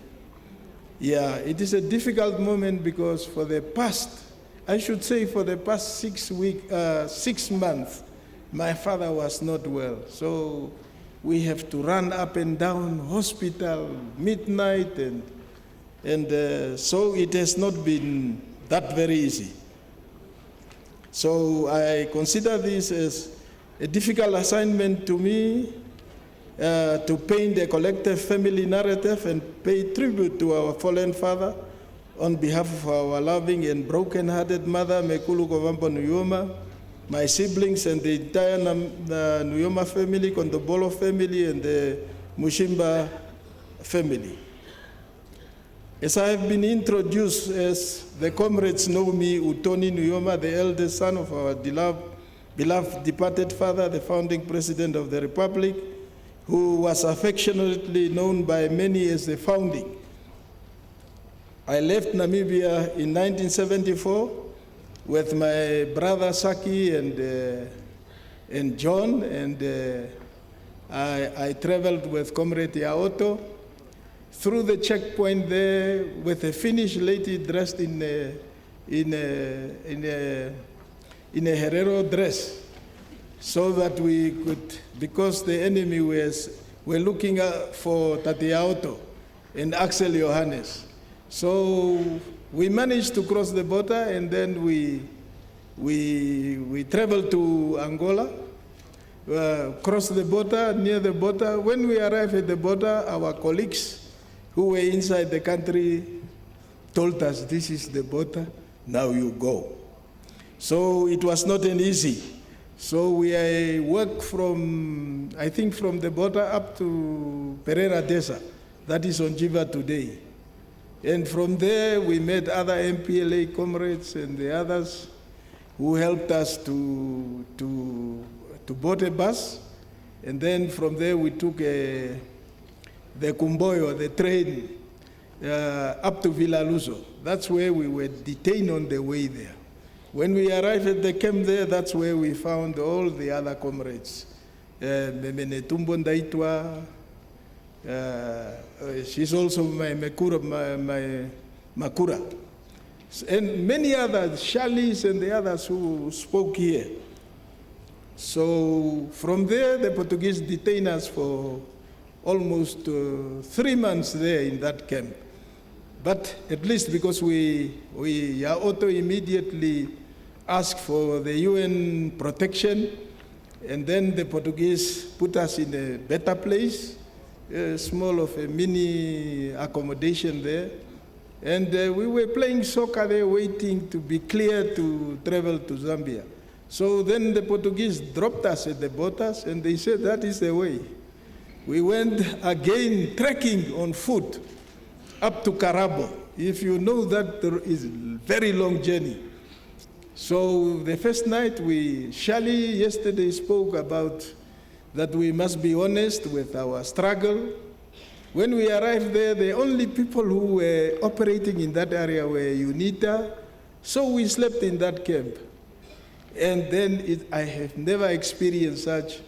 The whole night I was put in another small little bed, but it was a wooden bed. I didn't sleep that night. I was beaten by the bugs like hell. So that is the trek to Angola. Then we arrived in Zambia. We spent a couple of months there in the refugee camps, and then finally we arrived in Lusaka. All that time I did not see my father. We were just eagerly waiting to see him. And then, of course, he came to the old farm and he met us, and all of us, we were now seasoned freedom fighters, because we spent almost a year in the bush there, in the refugee camps. So he took us to the house, and we arrived at the old farm. He took us to the house for a few days. Myself, Saki, I did not know even how to cook oshifima. But then my father had his security detail. They were always cooking for us. Then he told them, no, from tomorrow now, Utoni is yours. Can you imagine, when I cooked that oshifima, nobody ate that pot. It was hard like a rock. And so the next day he said, let's go to town. He took us in a small car. We went to town just to buy a few things. And he was driving himself. Myself and Saki, we sat in the car. I didn't know that he could drive. So from there, after staying there, that we have tents to cook, I said, no, I go back to the camp, because I was used now to the camp, where we will cook in a big pot and save ourselves. I said, no, this is not my place. Quickly then I left we went to the old farm. We were selected. You have listened the narrative yesterday of General Shali, General Nevonga, and all those ones. We went to Russia for military training. Yes, and then we came back again, and then we were in Tanzania there. Then there was this detent. When we finished our training in Russia, we were armed to the teeth, and we were ready to go and taste Tukanwe Mokahonde, as they say. But President Kaunda was then involved in the detent, so-called negotiation with Foster. So we could not go. We were again now detained at Mwinilunga with Dr. Shangula there. The food was so scarce, almost 6 months. Near a lake there, some of our guys tried to go to dive deep under the lake to catch some fish. But then we also lost some lives there. So that is the journey now. As I said, I received my military training and joined the military front like many whose sole purpose was to liberate Namibia from racist apartheid South Africa. I later went on to study political science in Cuba for 1 year, then law at the University of Warwick in the UK. I also later obtained my Master's of Law degree at Lund University in Sweden. following which I started working in government until I was appointed minister. Yeah, the reason why I mentioned part of my journey, which ties with that of my siblings and family, is to share with you the type of father we had and why we were joining you in paying an affectionate tribute to his extraordinary personality and enduring legacy. We are grateful that he did not receive any special treatment compared to other children in exile. Our journey into exile was like that of many others who left to fight for freedom. Our determination was to make sure that Namibia becomes free and independent forever.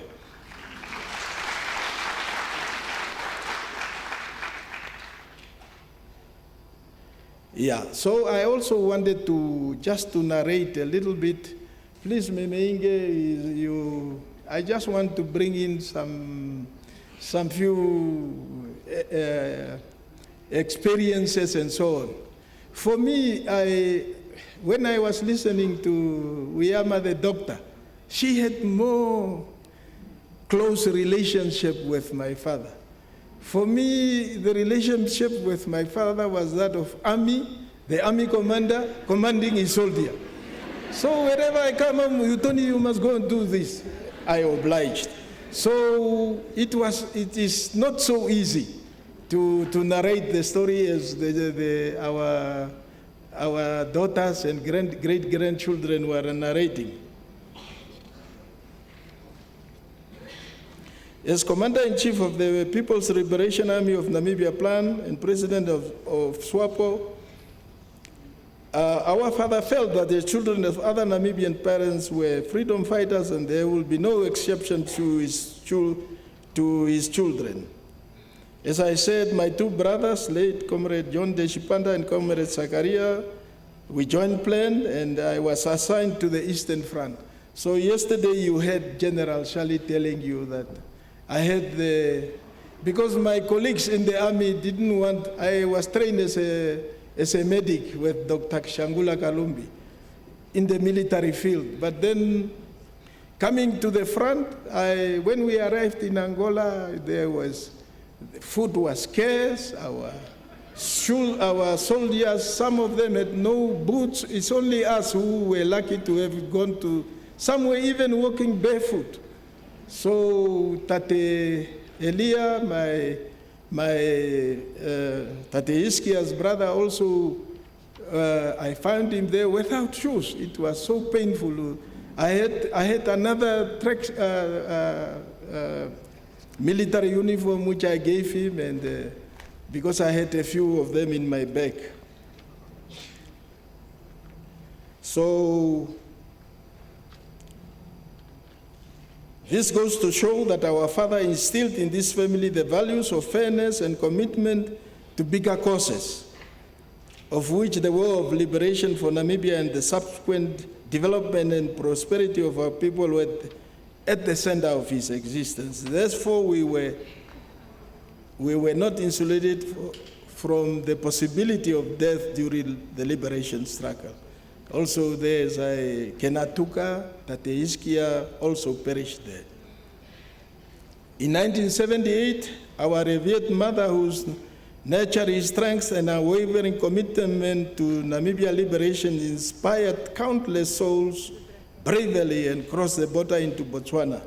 Accompanied by my younger sister, Comrade Usuta Nujoma Imbili, several nieces and nephews, she embarked on this perilous journey with a heart full of hope and determination.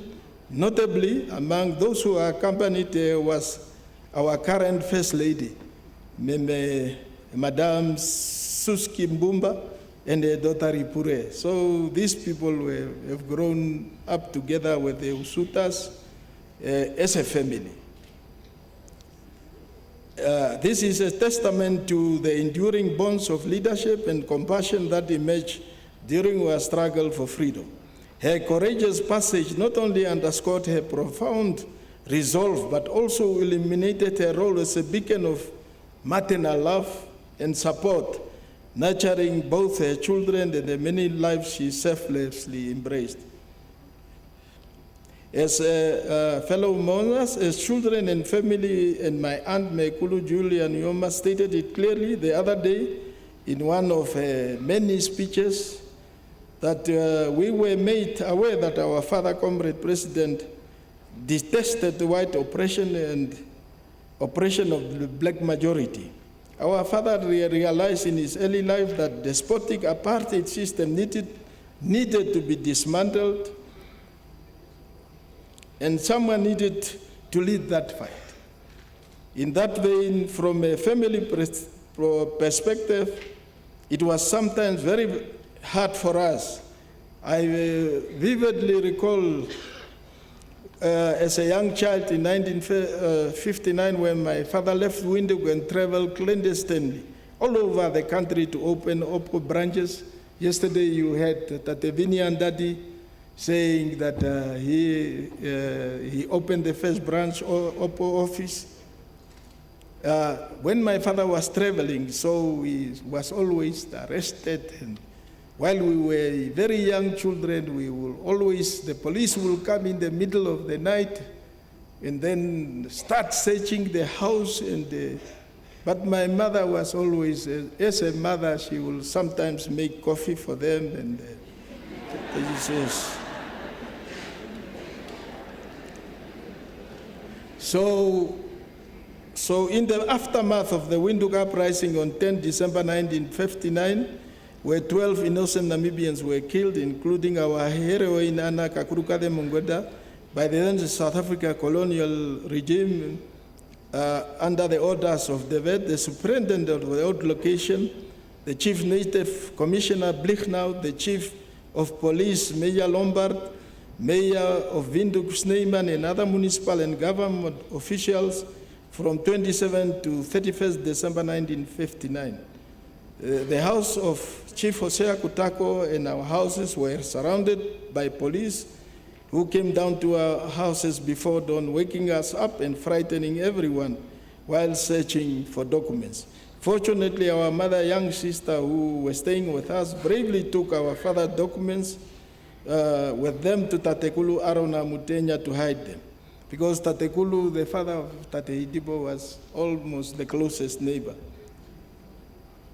It is against this background, after constant harassment and having to pay bail every time, in the morning of 29th of February, also this month as we were told, our father jumped bail and was driven from Windhoek location to Kobabes by Johannes Kwarai, who was going to Ochinene and the Pukiro. He eventually crossed into Botswana for exile.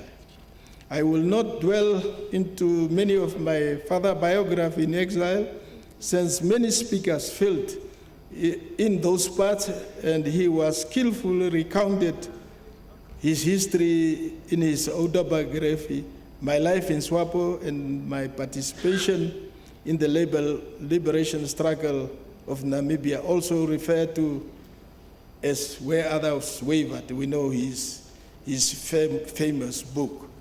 Fellow mourners, although the passing of our father caused deep sorrow to the family and the entire nation, we nevertheless celebrate his exemplary deeds, as he was always a loving husband to his dear wife, our mother, Metiopoline Kovambo Nujoma, founding First Lady. He was a caring father to my siblings and I, as well as a nurturing head of the family who devoted time to the Nujoma and Kondobolo families.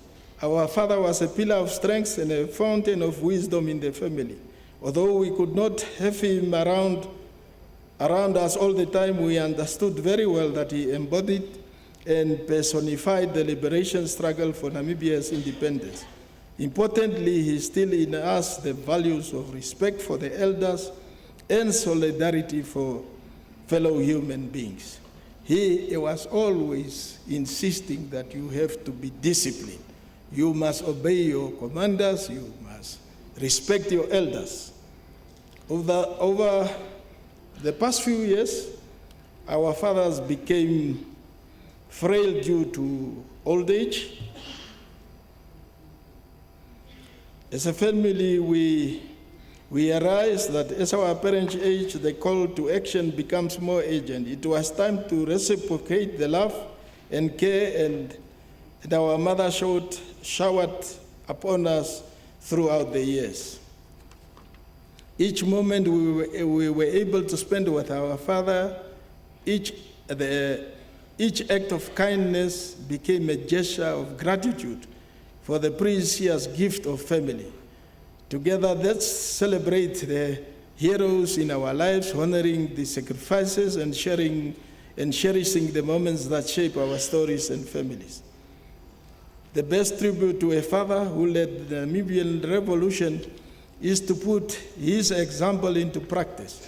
It is the discipline of hard work. Empty talk without hard work annoyed him. You have heard from Shaniga, you have heard from the office, from the people from his office. As Commander-in-Chief, Comrade President, as I used to call him, was a revolutionary with bulletproof ethics in the true sense of the word. This bulletproof ethics guided his conscience and actions. Undoubtedly, it is why he was so successful and diligent in the execution of his duties as a family man, freedom fighter, swapper president, and founding president of the Republic. I must say that both families are deeply grateful to the government of the Republic of Namibia, represented by President Nangolo Mbumba and the entire Namibian nation, who have joined us to share in our pain and grief. The words and speeches here today and in the past few days from people from all walks of life since the passing of our father comfort our family from overwhelming grief. Your continued presence, prayers, and words left us with previous memories of a father. Memeinga, I will just round up now. We are immensely comforted in the knowledge and pride that he left Namibia an indelible legacy, and deeply appreciate which is a fortitude and heartwarming condolences from foreign heads of state and key personalities around the globe. The tributes that has poured in from many countries are proof of how our father was not only recognized, but revered beyond our country. Such gestures of solidarity go a long way in affirming our oneness as African in the spirits of Ubuntu, and give us solace as we navigate through this dark cloud that hovers around our family, our nation, and our continent. Fellow members, as I move towards closing our family tribute, I must mention that our father is survived by our mother, Memet Yobeline Kovambo Nujoma, founding First Lady, myself, and my siblings, Comrade Nefungo Zaki Nujoma, Usuta Nujoma Imbili, and adopted children, as well as 24 grandchildren and 11 great-grandchildren. He is also survived by 3 siblings, Tate Hiskia Asino Nujoma, Tate Noah Mweatila, Malima Nujoma, and their last born, Meme Julia Namku Iambo Ne Nujoma. And many nieces and nephews. You have heard the ED when he narrated their names here. As our father, the founding president, takes a befitting rest, allow me on behalf of Mother Meme Tiopoline Kovambo Nujoma, founding First Lady, my siblings, grandchildren, great-grandchildren, the entire Nujoma and Kondobolo families, to convey our deepest gratitude to the government of the Republic of Namibia through President Nangolo Mbumba for declaring our father a national hero and honoring him with a state funeral. We would like to wholeheartedly extend our deepest appreciation to all our doctors, nurses, and other health workers who looked after our father when he was hospitalized since last year. You did your best you could. In this regard, allow me to mention people such as Honorable Dr. Shangula Kalumbi, Minister of Health and Social Services, Dr. Charlie Ithete, the personal physician to the founding president, Dr. Wolfgang Buchendorf, a family doctor, and Dr. Glenda Kalunga, the nephrologist and the entire dedicated and competent team of health workers. You have seen them here when they were paying tribute to him yesterday. In the same vein, allow me to thank all those who have been working with her father, be it for 47 years when he served as president of SWAPO, both inside and outside the country, be it during the 15 years when he was serving as founding president of the Republic of Namibia, including when he stepped down on the 21st of March 2005, handing over the instrument of power to his successor, His Excellency Dr. Hifikepunye Pohamba. Allow me to single out his assistants, administrators. You have seen Shanika here, and all the others, secretaries, drivers, housekeepers, cleaners, laborers, chefs, waitresses, the bodyguards, and the entire security cluster, as you have seen here with Comrade Kashikuma. Comrade President, our father and our Tatekulu shared many basic principles that we must maintain, such as love for education, knowing how to listen to others, how to learn from others, and how to respect all other human beings. I fully agree that heroes and heroines do not die, but their spirits left on amongst us. It now our solemn responsibility to strive together to live as a family and build our country, to which he dedicated his entire life by upholding the policy of national reconciliation which he initiated. Our father will forever remain our icon, an icon we shared with the Namibian people he so dearly loved. He demonstrated that love through his commitment to freedom for Namibians and eventually their development, economic and participation. We will forever recall our father's capacity to care for his fellow human beings and in coherence between insult and action. To my family, we wish for you find peace in your hearts as we go through this difficult time. It's also my wish that we remain with a cherished memory of our founding father, who was a loving husband to our mother and a caring father who left his life for us and the people of Namibia. We will pick up from where he left and take his mantle to keep the family focused and disciplined. As our father used to say, we must maintain unity of purpose and action. We must remain vigilant and disciplined too, and we must have respect among ourselves. A nation without respect amongst its rank and file will never be able to stand on its own foot.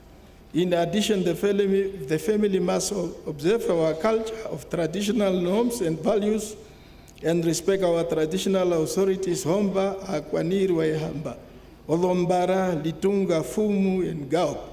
Our father always reminded us, I quote, "A nation without a culture is like a tree without roots. When the wind blows, it uproots that tree." Similarly, the family must maintain unity of purpose and action, as we are reminded by our father's words of wisdom. I quote again, "A people united, striving to achieve a common good for all members of society will always emerge victorious." The founding father has run his race.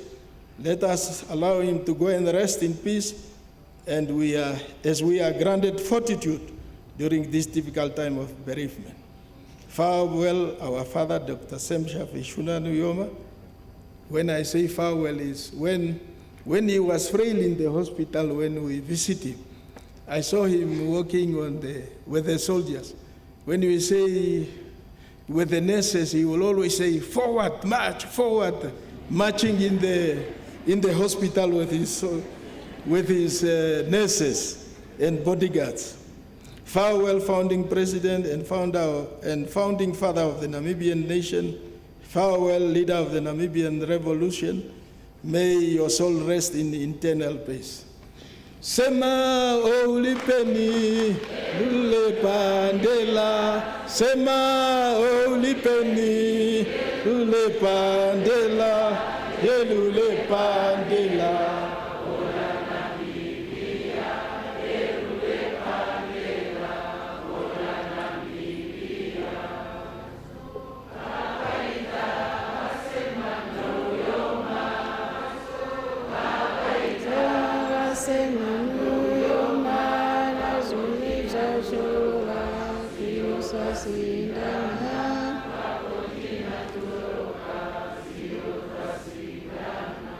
Thank you very much.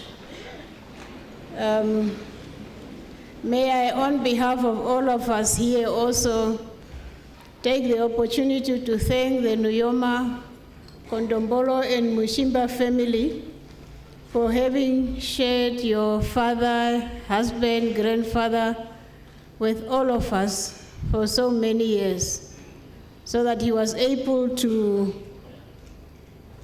do what he did for all of us. We really appreciate that. And as Honorable Minister said, the best we can do, the best tribute that we can do, can give to His Excellency, the founding president, is to do what he used to do, to live the principles that he used to live. So all of us, as we go back, we must remember that is the best tribute we can give. On that note, our last speaker for tonight is the Minister in the Presidency, Honorable Christine Huepes. May you please come forward. And as soon as you finish, I will ask the choir of the inner city to accompany Pastor Mbadubara to the podium for the sermon. Thank you.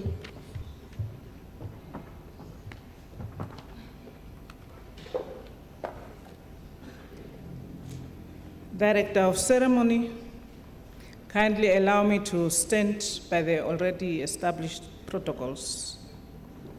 In the heart of our nation, a beacon did rise, a visionary leader with courage in his eyes, Sam Nujoma, our founding father, so true, with a spirit unyielding, he forged paths anew. From the sands of the Namib Desert to the Atlantic Ocean's embrace, he carried our hopes, our dreams, and our grace. With a voice like thunder, he rallied the land, uniting our people, hand in steadfast hand.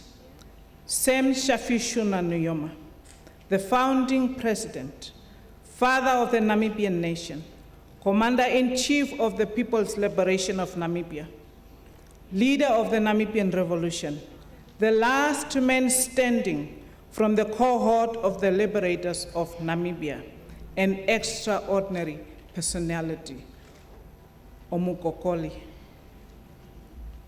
With heavy hearts, yet profound gratitude, on behalf of the presidency, I pay tribute to this extraordinary leader, a revolutionary, an anti-apartheid activist, a Pan-Africanist, and the founder of the office of the president, whose unwavering vision for an independent Namibia was deeply rooted in the principles of peace, unity, and development, values that continue to shape our nation today. The passing of Comrade Nujoma marks the end of an era, but his indelible legacy remains deeply embedded in the soul of Namibia. As the founding president of the Republic of Namibia, Comrade Nujoma dedicated his life not only to liberating his motherland, but also to fostering growth, development, and prosperity. His unyielding resilience, commitment, and visionary leadership paved the way for the freedom and democracy we cherish today. As we mourn his passing, we also celebrate a life devoted to uplifting every Namibian. I met the founding president up close and personal in April of 1995, when he visited the small town of Vetvlei. I was a local authority councillor and a mayor at the same time. I was a host from the moment he touched down, from the moment to the moment he left. I hosted him for a good 5 to 6 hours, where I shared with him the development aspirations of Vetvlei, the challenges we faced. I accompanied him to the ostrich abattoir, which was his main interest. I hosted him for lunch, all this time, driving with him in his powerful presidential black Mercedes. I was all starstruck, couldn't believe that I was in the presence of this same Nujoma. I don't know who was more thrilled between the two of us, but he too was impressed by this very young mayor who hosted him with so much maturity and presence of mind that he even offered to drop me off at my place before he left back to Windhoek, an offer I couldn't refuse. All this while, he treated me as an equal, never looked down on me, never corrected mistakes I made during his entire visit, because there were a lot of protocol and security glitches, but he overlooked them. He was gentle, he was fatherly, he was comradely, and made me feel comfortable in his presence. Comrade Founding looked at me and he saw the future of a young Namibia, a future he has created where young Namibians such as myself could sit at the table of our own destiny, even as young mayors at the age of 23.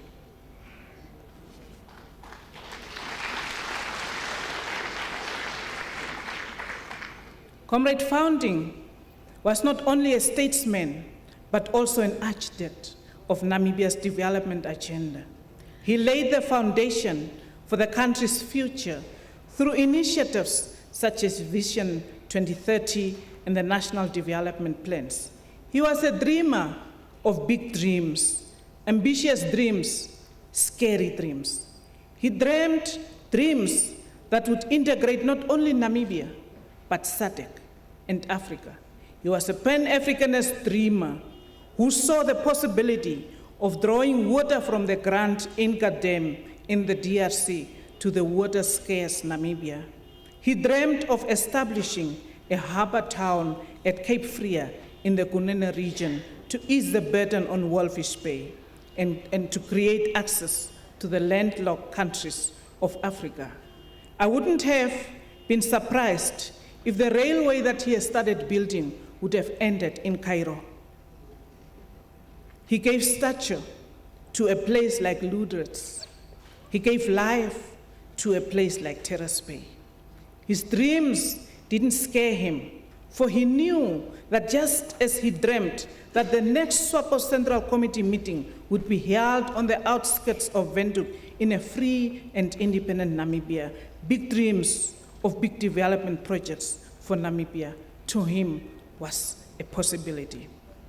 Looking at the ambitious resolve of founding President Omukokoli, I am reminded by the scripture in the Bible in Isaiah 43, verse 19, that says, "Behold, I will do a new thing.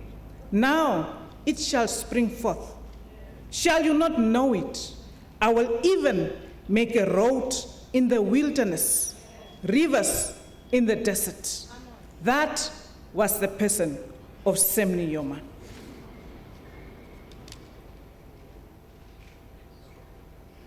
As a leader, Comrade Founding had an unmatched ability to identify and uplift young, talented Namibians for the betterment of the country.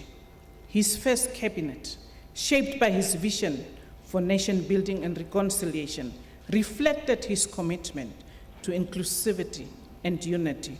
His policy of national reconciliation remains a cornerstone of Namibia's post-independence, stability, and progress, a testament to his visionary leadership. This visionary leadership of his has seen him raising young men and a woman of his time who today succeeded him in the seat of presidency. He saw through the presidency of former President Hifikepunye Pohamba second president. He saw the presidency of the late President Hage Geingob, third president. He saw the presidency of Nangolo Mbumba, fourth president, and he has seen the incoming and fifth president, his daughter, Netumbo Nandi-Ndaitwah.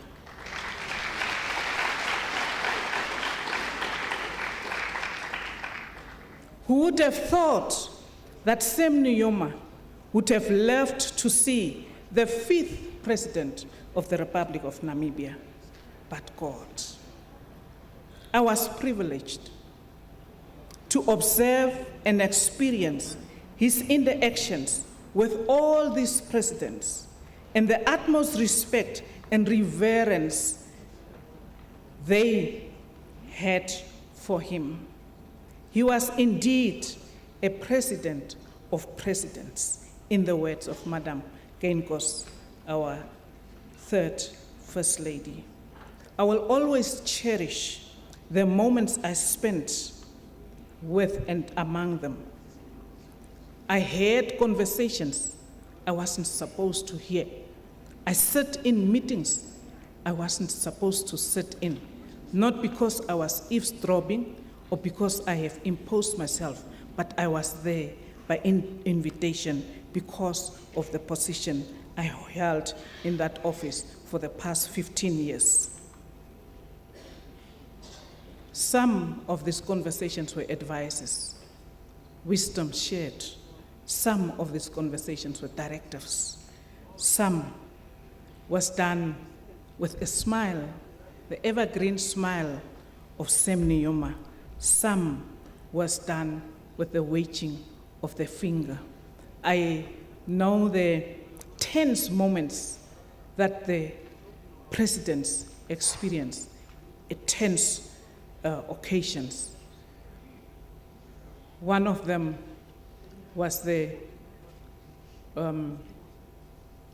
children of the liberation struggle saga. Another one was the former liberation, former plane fighters. Those were tense moments. Conversations were shared that I was privy to, which I was not supposed to hear. So, let us remember, as we bid our goodbyes, the dreams that he nurtured will forever fly high. In the annals of history, his name shall resound. For Sam Nujoma's spirit will always be found in the laughter of Namibians' children, in the strength of our land, in the unity forged by his guiding hand. We celebrate a life dedicated and bold, a true son of Namibia, a story retold. Rest now, dear leader, your journey complete. Rest in the hearts of your people, your legacies sweet. With gratitude and love, we stand here tonight for Sam Nujoma, our light on the way forward. Thank you.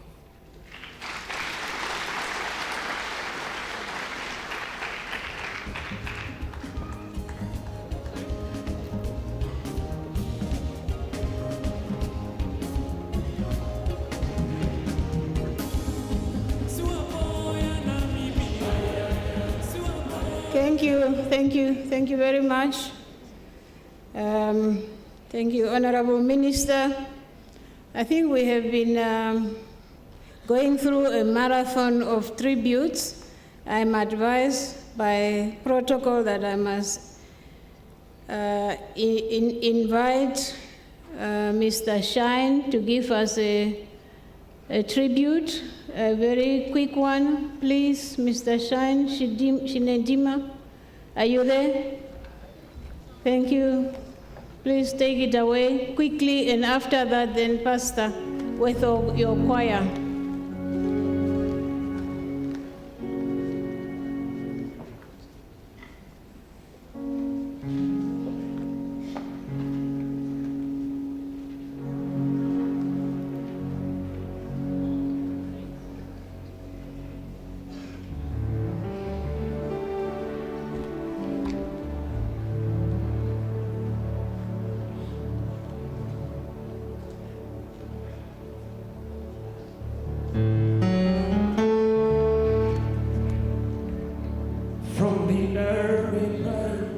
to the ocean waves, and late I emerged with unwavering grace, born of the soil, under the Namibian skies, a dream of a nation where freedom would rise. Oh, say Nujoma, Father of our land,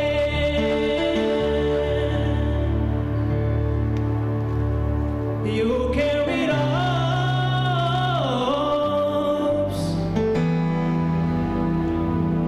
you held our hands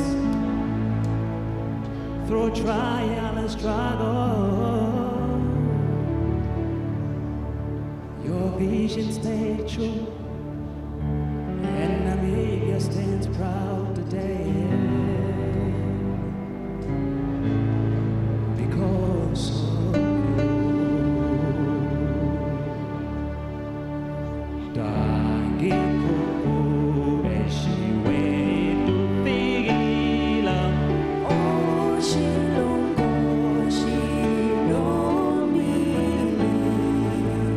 Dangi kuku eshiwe tufigila. Oh, shilongo, shilomili. La la la la la, la la la la la. Evita, bibi ewana. Ay la la la, la la la la, la la la la la. Oh, evita na, bibi ewana wa.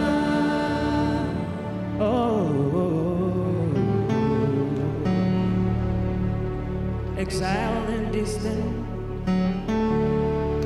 and yet close in your heart, you rallied the people, igniting the spark, a warrior for justice, steadfast and bold, guiding your children as stories unfold of Saint Nujoma,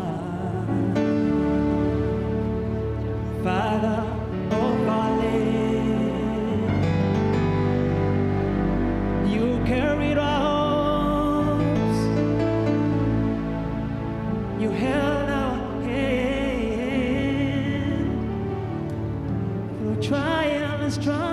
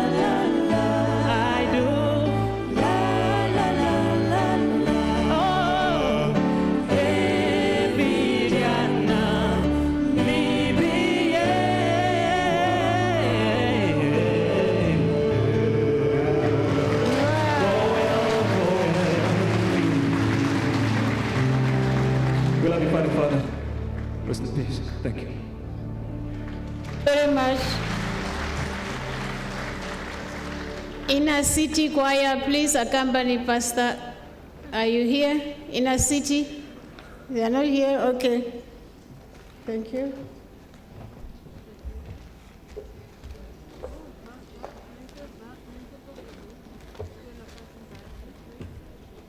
I will sing on their behalf.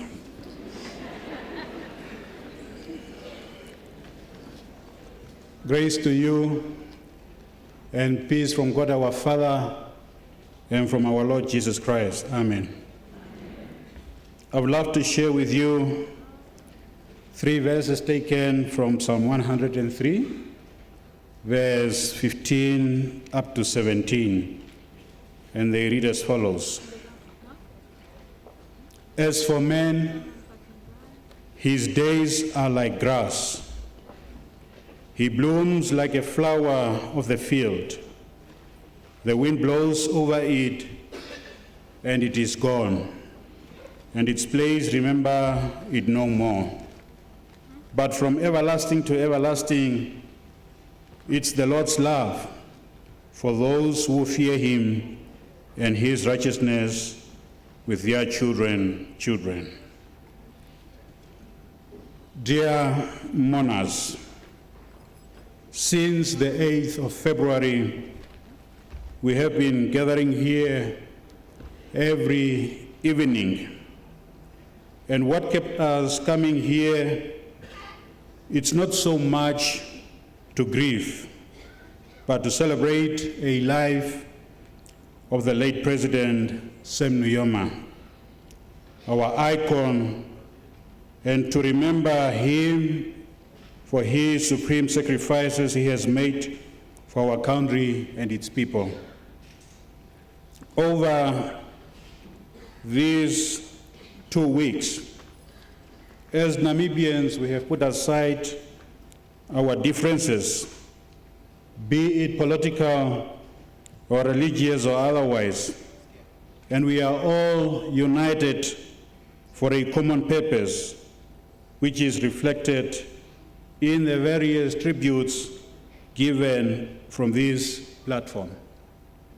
Everyone unique, but all describing the role and what the late President Nujoma meant for Namibia and its people, as well as the whole Africa and the entire world. But from being Namibian greatest leader, from being the founding father of the Namibian nation, our late President, Dr. Sam Nujoma, in this life, was a good and caring family man, a husband to Kuku Kobambo Nujoma, a father to his 3 surviving children, Uncle Utoni, Uncle Saki, and Aunt Usuta. He was also a father-in-law, a grandfather, and a great-grandfather to many, a brother to Tatekulu Hiskia, to Tatekulu Noah, and Meme Julia, and the many, many children that he raised. President Nujoma was also a loving uncle to his nephews and nieces. And like in every family, his close family members watch him aging gracefully. They watch him becoming weaker as the years comes and go. They knew his pains and his weaknesses that we, the broader Namibian people, were not aware of. As family, to you, he was not His Excellency Dr. Sam Nujoma, the President of the Republic of Namibia, but you knew him simply as Tate or Tatekulu. To you, he was the man without titles, but simply your family patriarch. As close family members, you also feared that this day will come when he will not be around. You saw it coming, especially with his last hospitalization. As you stood around his deathbed, watching his final moments, your pain is personal, because unlike us, who elected him and chose him to be our leader, you did not elect him or chose him to be your father, your brother, or uncle, but he was God-given gift to you. And when everything is done and dusted, you will continue to mourn him and miss him. When you are celebrating birthdays and other family events and achievements, his absence will be evident. You will feel his absence in this home, at the farm, at the village, at the tunda, and everywhere where as family you will come together. Only precious memories will be your consolation, and your life will never ever be the same again. To you, the Nujoma, the Kondombolo family, and all the family members, including Mushimbas, this is the beginning of a new chapter. As from this moment, Kukukovambo is a widow, and Uncle Tony, Uncle Saki, and Aunt Uzuta are now the children of the late Tatekulu Sem Nujoma. Tate Hiskia, Tate Noah, and Meme Julia, and nephews and nieces will also, as from this day, say, we had a brother, we had an uncle who is no more. The first, deepest void is in the lives of the Nujoma, the Kondombolo, and Mushimba family. Dear brothers and sisters, the text we read, King David speaks about the days of men on this earth being equal to grass. He uses this metaphor to illustrate the mortality and frailty of men. Simply, King David is saying today, I am here, strong and beautiful, and tomorrow I'm gone and forgotten. The picture that we see in this short scripture is one of beautiful green grasses all around during or after beautiful rainy season, and flowers that bloom beautifully in riverbeds and everywhere. These grass and flowers are beautiful to behold, but their time of glory and beauty is very short. Sooner they die and decay. They are seasonal. We see this truth in everyday life here. This place is adorned with beautiful flowers, but these flowers do not last long. They wither, are thrown away, and replaced by fresh ones. King David uses the image of grass and flowers to show us how seasonal and how short our life is on earth.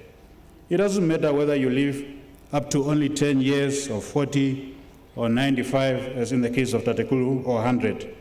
Yet, truth is that sooner you will be gone. But while we are in this life, God had accorded each one of us a purpose that we need to pursue, to fight for, and to succeed. Our icon, our great leader, identified and responded to his call wholeheartedly, and he committed his all to achieve what God has called him to do in this life, on this earth, and in this country called Namibia. If our president had abandoned his mission halfway or died during the struggle, tonight we will not be here speaking of President Sam Nujoma.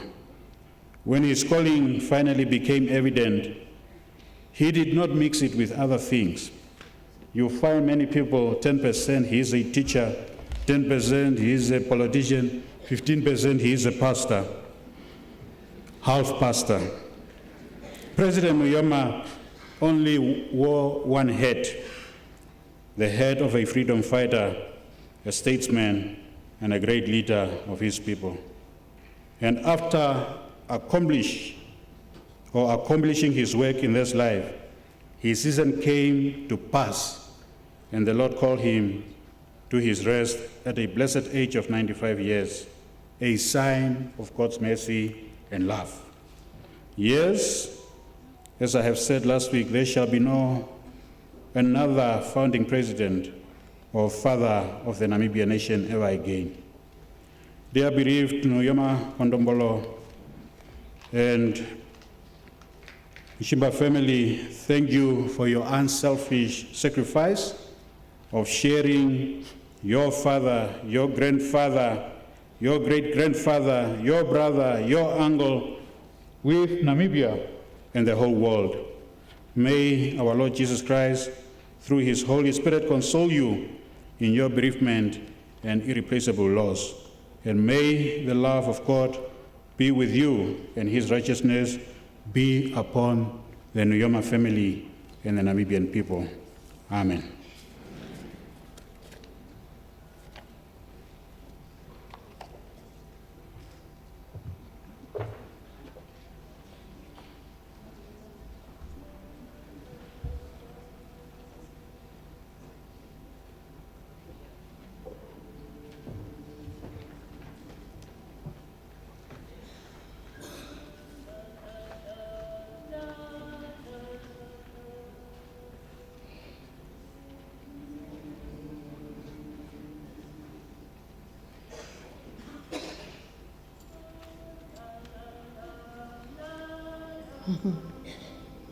Take it away.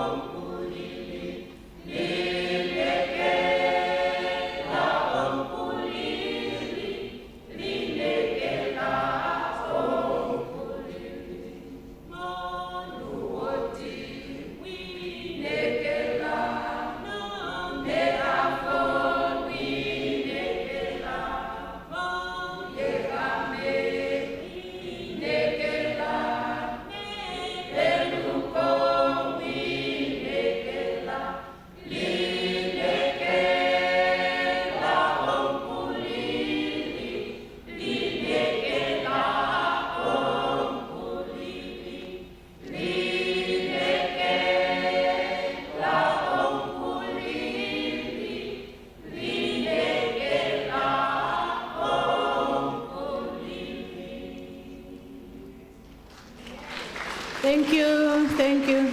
Thank you very much. Thank you. Thank you very much. Thank you.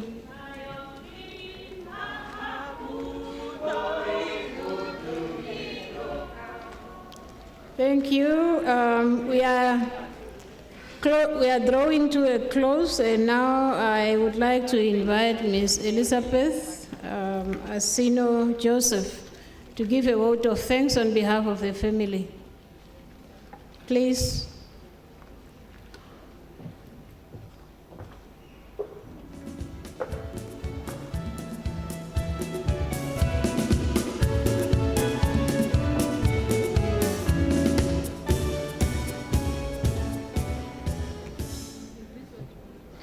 Directors of ceremonies, my brother, Utoni, Tatekulu Hiskia, the First Lady of Namibia, Madam Genkos, Mekulu Kovambo Nujoma in absentia. I would like to stand on the protocol that has been established.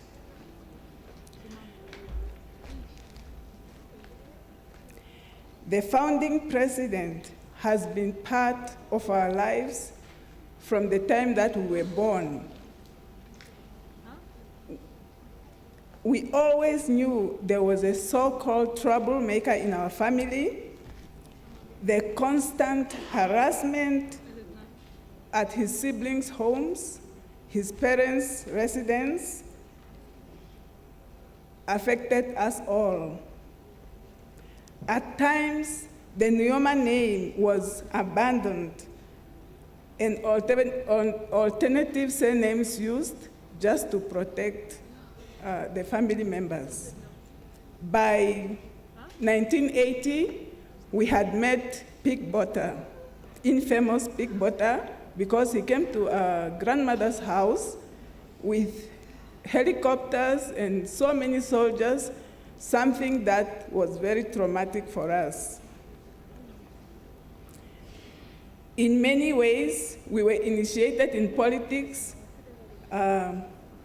even before we were born.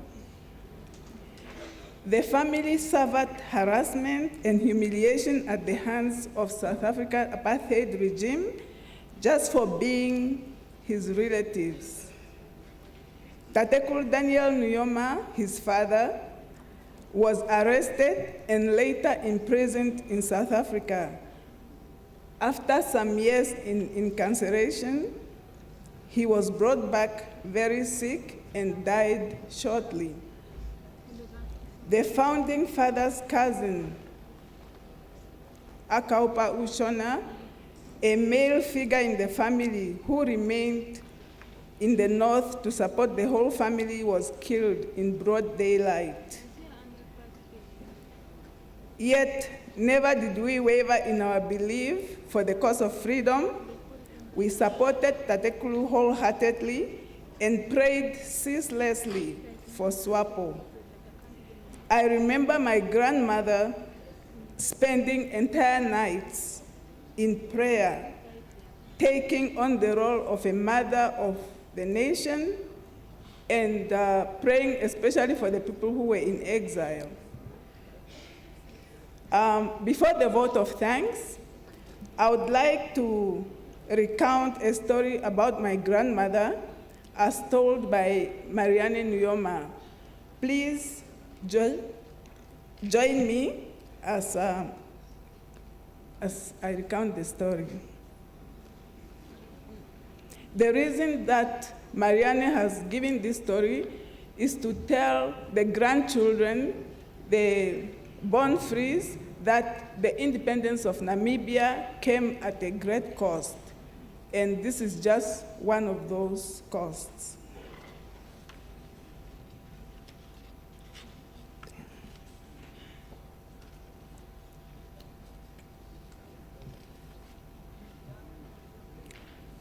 These are the words of Marianne Nujoma. As a young student at the University of Botswana in 1988, around the beginning of May, I received a letter from Bishop Dumeni informing me that Kukua Kondo, the founding mother, was beaten up severely by the South African apartheid soldiers and sustained severe injuries. The South African government did not want to treat our grandmother, so Marianne was asked if she could secretly travel to Europe to have our grandmother treated. So in her words, while I was shocked to hear about Kukua Kondo's ordeal at the hands of Kufut, I was equally overwhelmed with doubts and questions. Why was I chosen to travel all the way from Gaborone to Etunda village? It was a difficult mission that could land me in trouble with the apartheid South African regime. In addition, I was also made aware that my studies would be suspended indefinitely.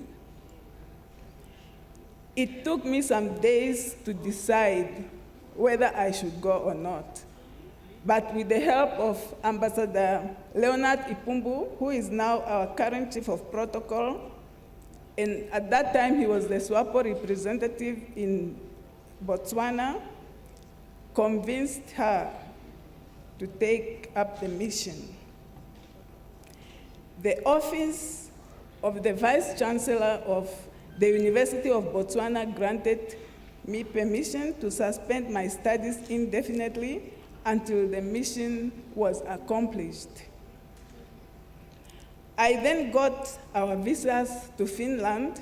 They were just stamped on separate papers so that the South African regime is not going to scrutinize the passports.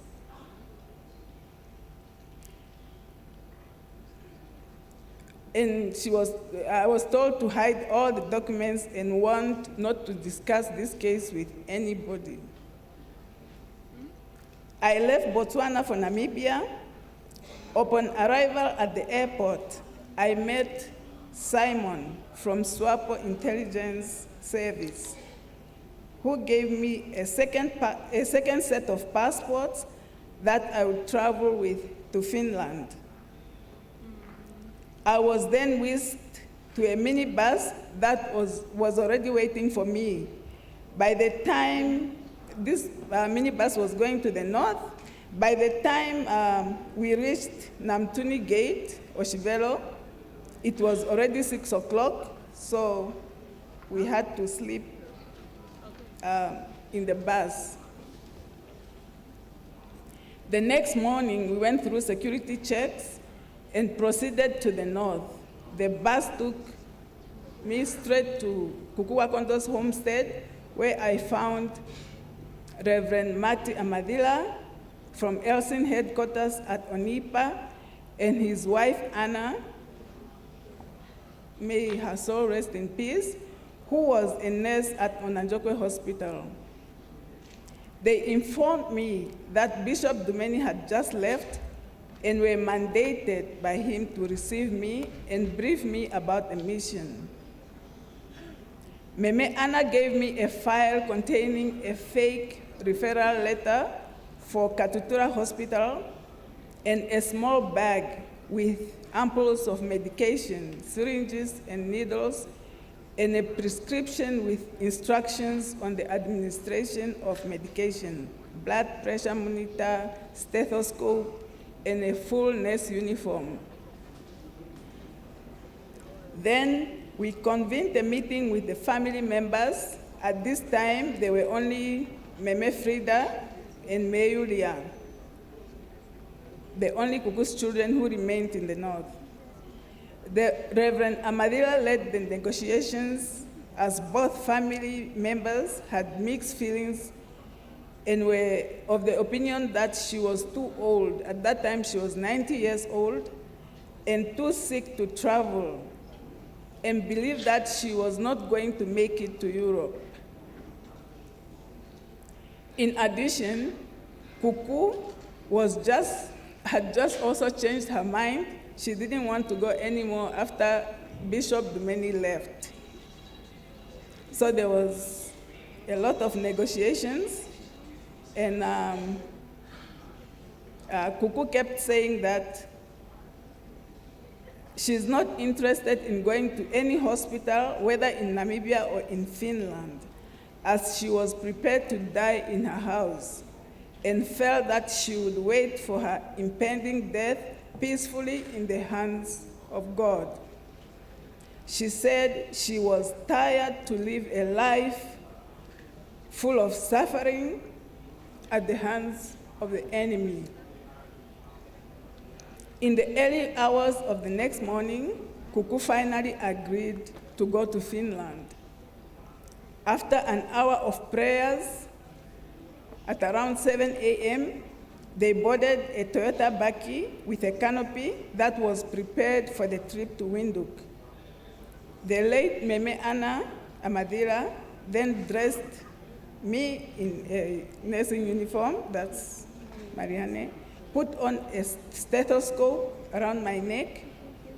We put a mattress in the Baki, and the two of us slept on the mattress I was also tired after a long journey from Gaborone.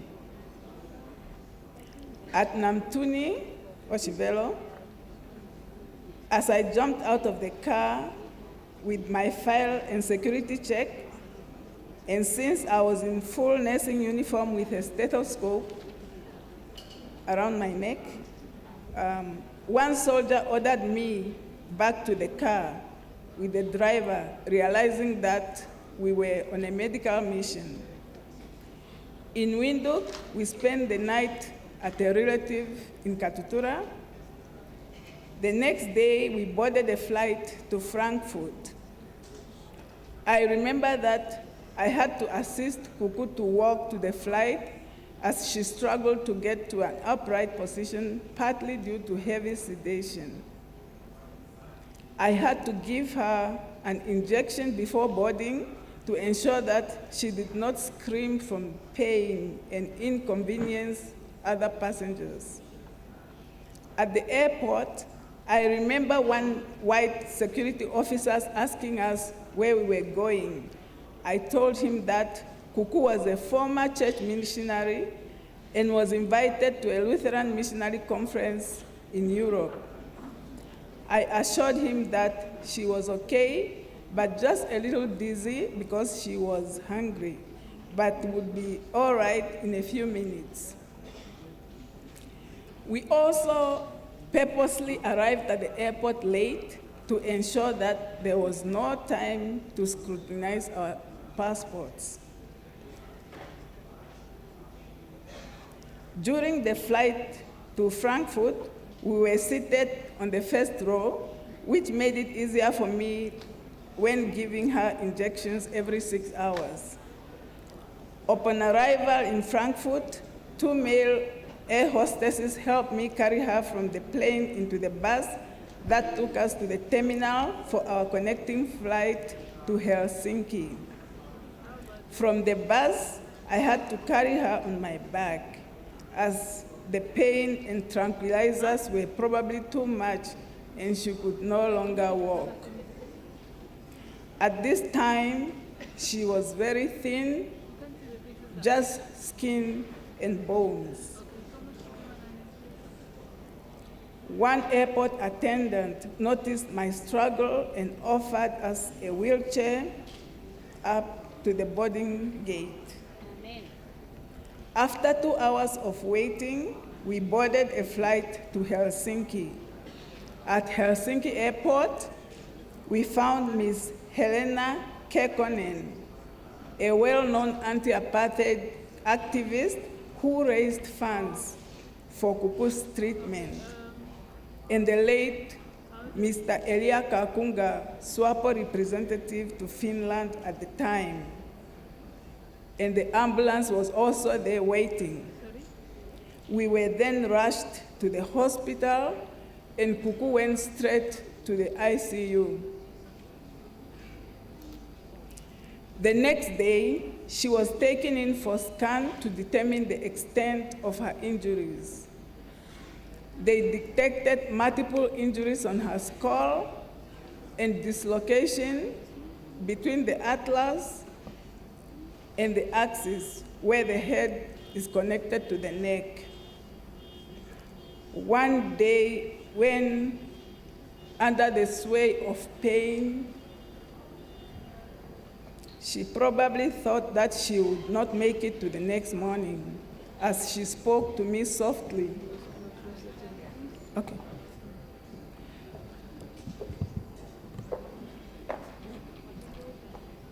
She spoke to Marianne softly.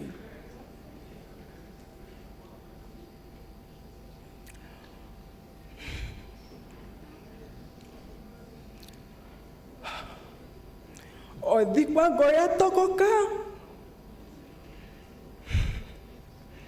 Keshia lombere ke wumbo. If I die, please go and tell them.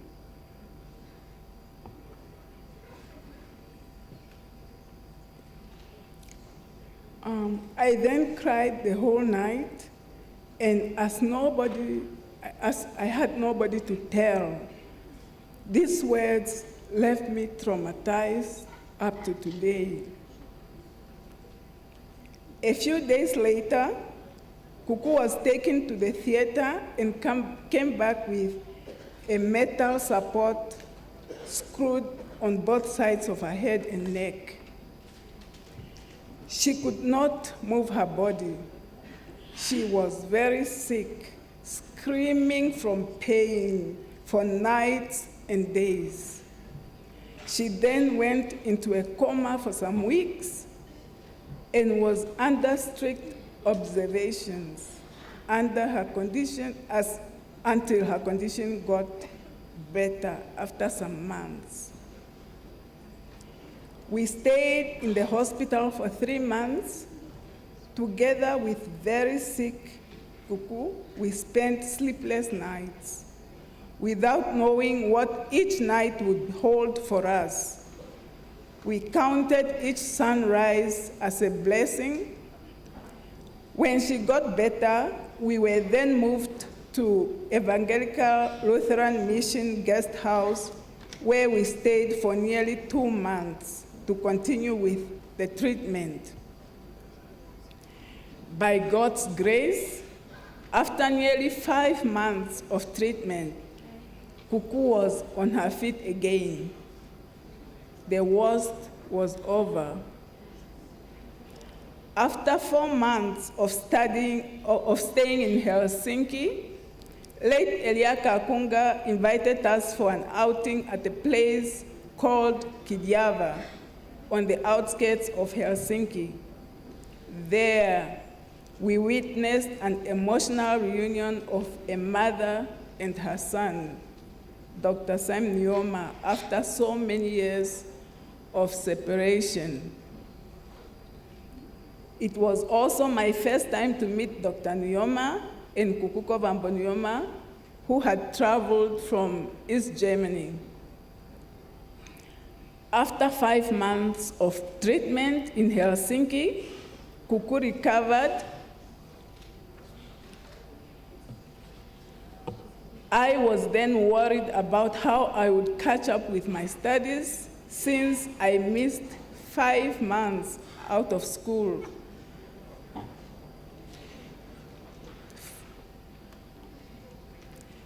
And also the fear of the unknown with regards to the enemy's actions upon our arrival back in Namibia. We decided not to announce our arrival as we were afraid that it might alert the enemy. Upon our arrival at the airport, and after checking out, I ran quickly to the toilet to discard all traveling documents and stood by the roadside and moved out of the airport to stand by the roadside looking for a local hike. A kind gentleman from Katutura gave us a lift to Katutura. Then I had to come back to the airport to go to Gaborone through Johannesburg. Back in Gaborone, I continued my studies and graduated in 1989. The strong bond Kuku Wakondo and I developed during our time in Helsinki and has continued to be cemented further through her life. She continued to refer to me as an angel sent by God to save her life. I felt blessed by the opportunity that I had to carry out my mission successfully. After the treatment of Kuku, she was able to live for another 20 years and enjoy the fruits of independence before she passed on in 2008 at the age of 110.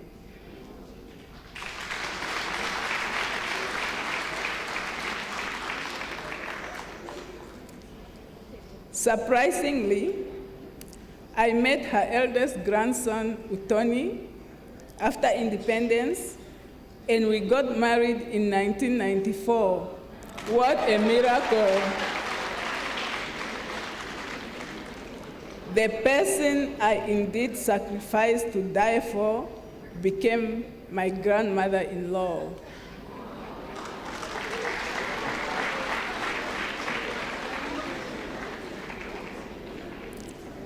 And then she goes on to give a tribute to Tatekuru.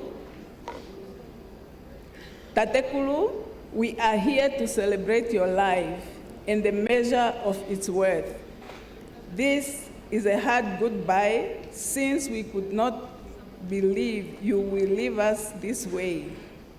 We want to thank you for your care and all memories we hold dear. You brightened up our dark days and even the grayest of skies. It is with heavy hearts that we pray for your heavenly eternal repose. Heartbroken we will remain until we heal, as you were a person of distinguished humanity. You took your last breath, which ended your suffering. Life hasn't been easy during those moments of vulnerability, but you led us through those storms as a true brave planned commander-in-chief.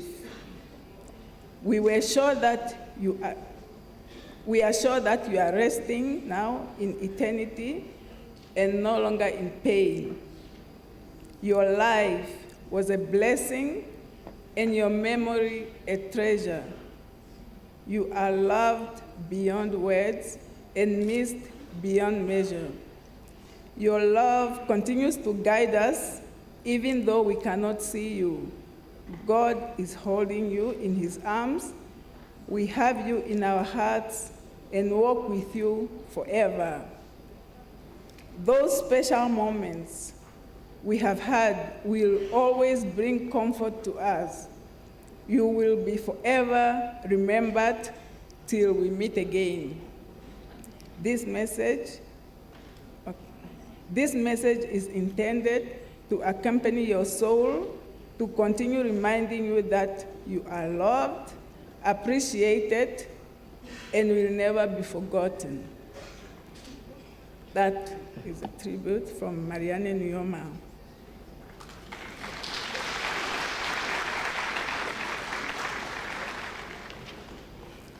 Now I'm going to give my vote of thanks. I will make it really short. On behalf of the Nujoma, Kondombolo, and Mushimba families, we stand before you with hearts full of gratitude.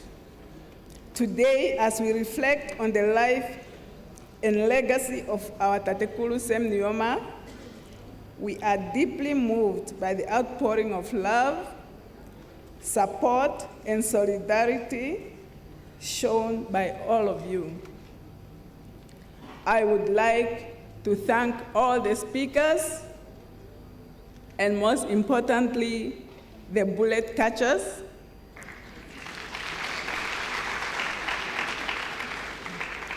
I would like to thank all the people who came here to perform.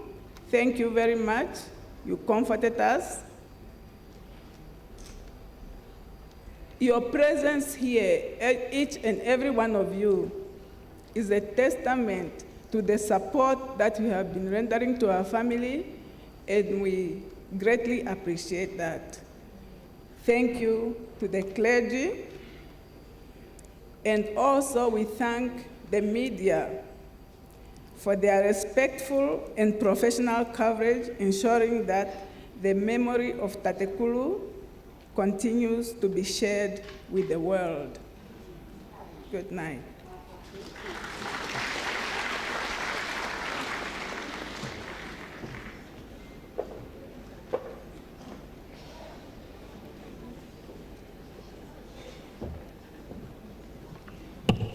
Thank you. Thank you very much for that beautiful tribute and the vote of thanks. We have now come to the end of our program for tonight. Just a few announcements before we stand for the anthems. Today is the end of the gathering here at home. So this is our last tribute ceremony here at home, as the body will start the regional tours from tomorrow, starting at Etunda. Before the body goes to Etunda, it will pass the home, but it's strictly the gathering here tomorrow morning before they proceed to the airport is strictly for family members. Please know we are all family members, but the close family members only tomorrow before the body proceed. The book of condolences remains open at the office of the Prime Minister, so those of you who still wish to go and pay your tributes, you can go and write in that book. I know there's also one at our office, the office of the President. The second announcement is that after we have finished with the national anthems, the front row will accompany Tate Hiskia Nujoma and Tate Utoni Nujoma into the house for a small prayer. So the first row and the family, of course, the space inside there is very small. So those of us who are remaining here, our prayers will be outside there. As we exit the tent, you wash your hands and then you proceed to your cars. Thank you very much for having been a good audience. I try my best to try and accomplish the task within the time frame I was given. I may face music tomorrow from my boss at the office for going over time, but I will say blame the family. So I'll send him to you. Something else?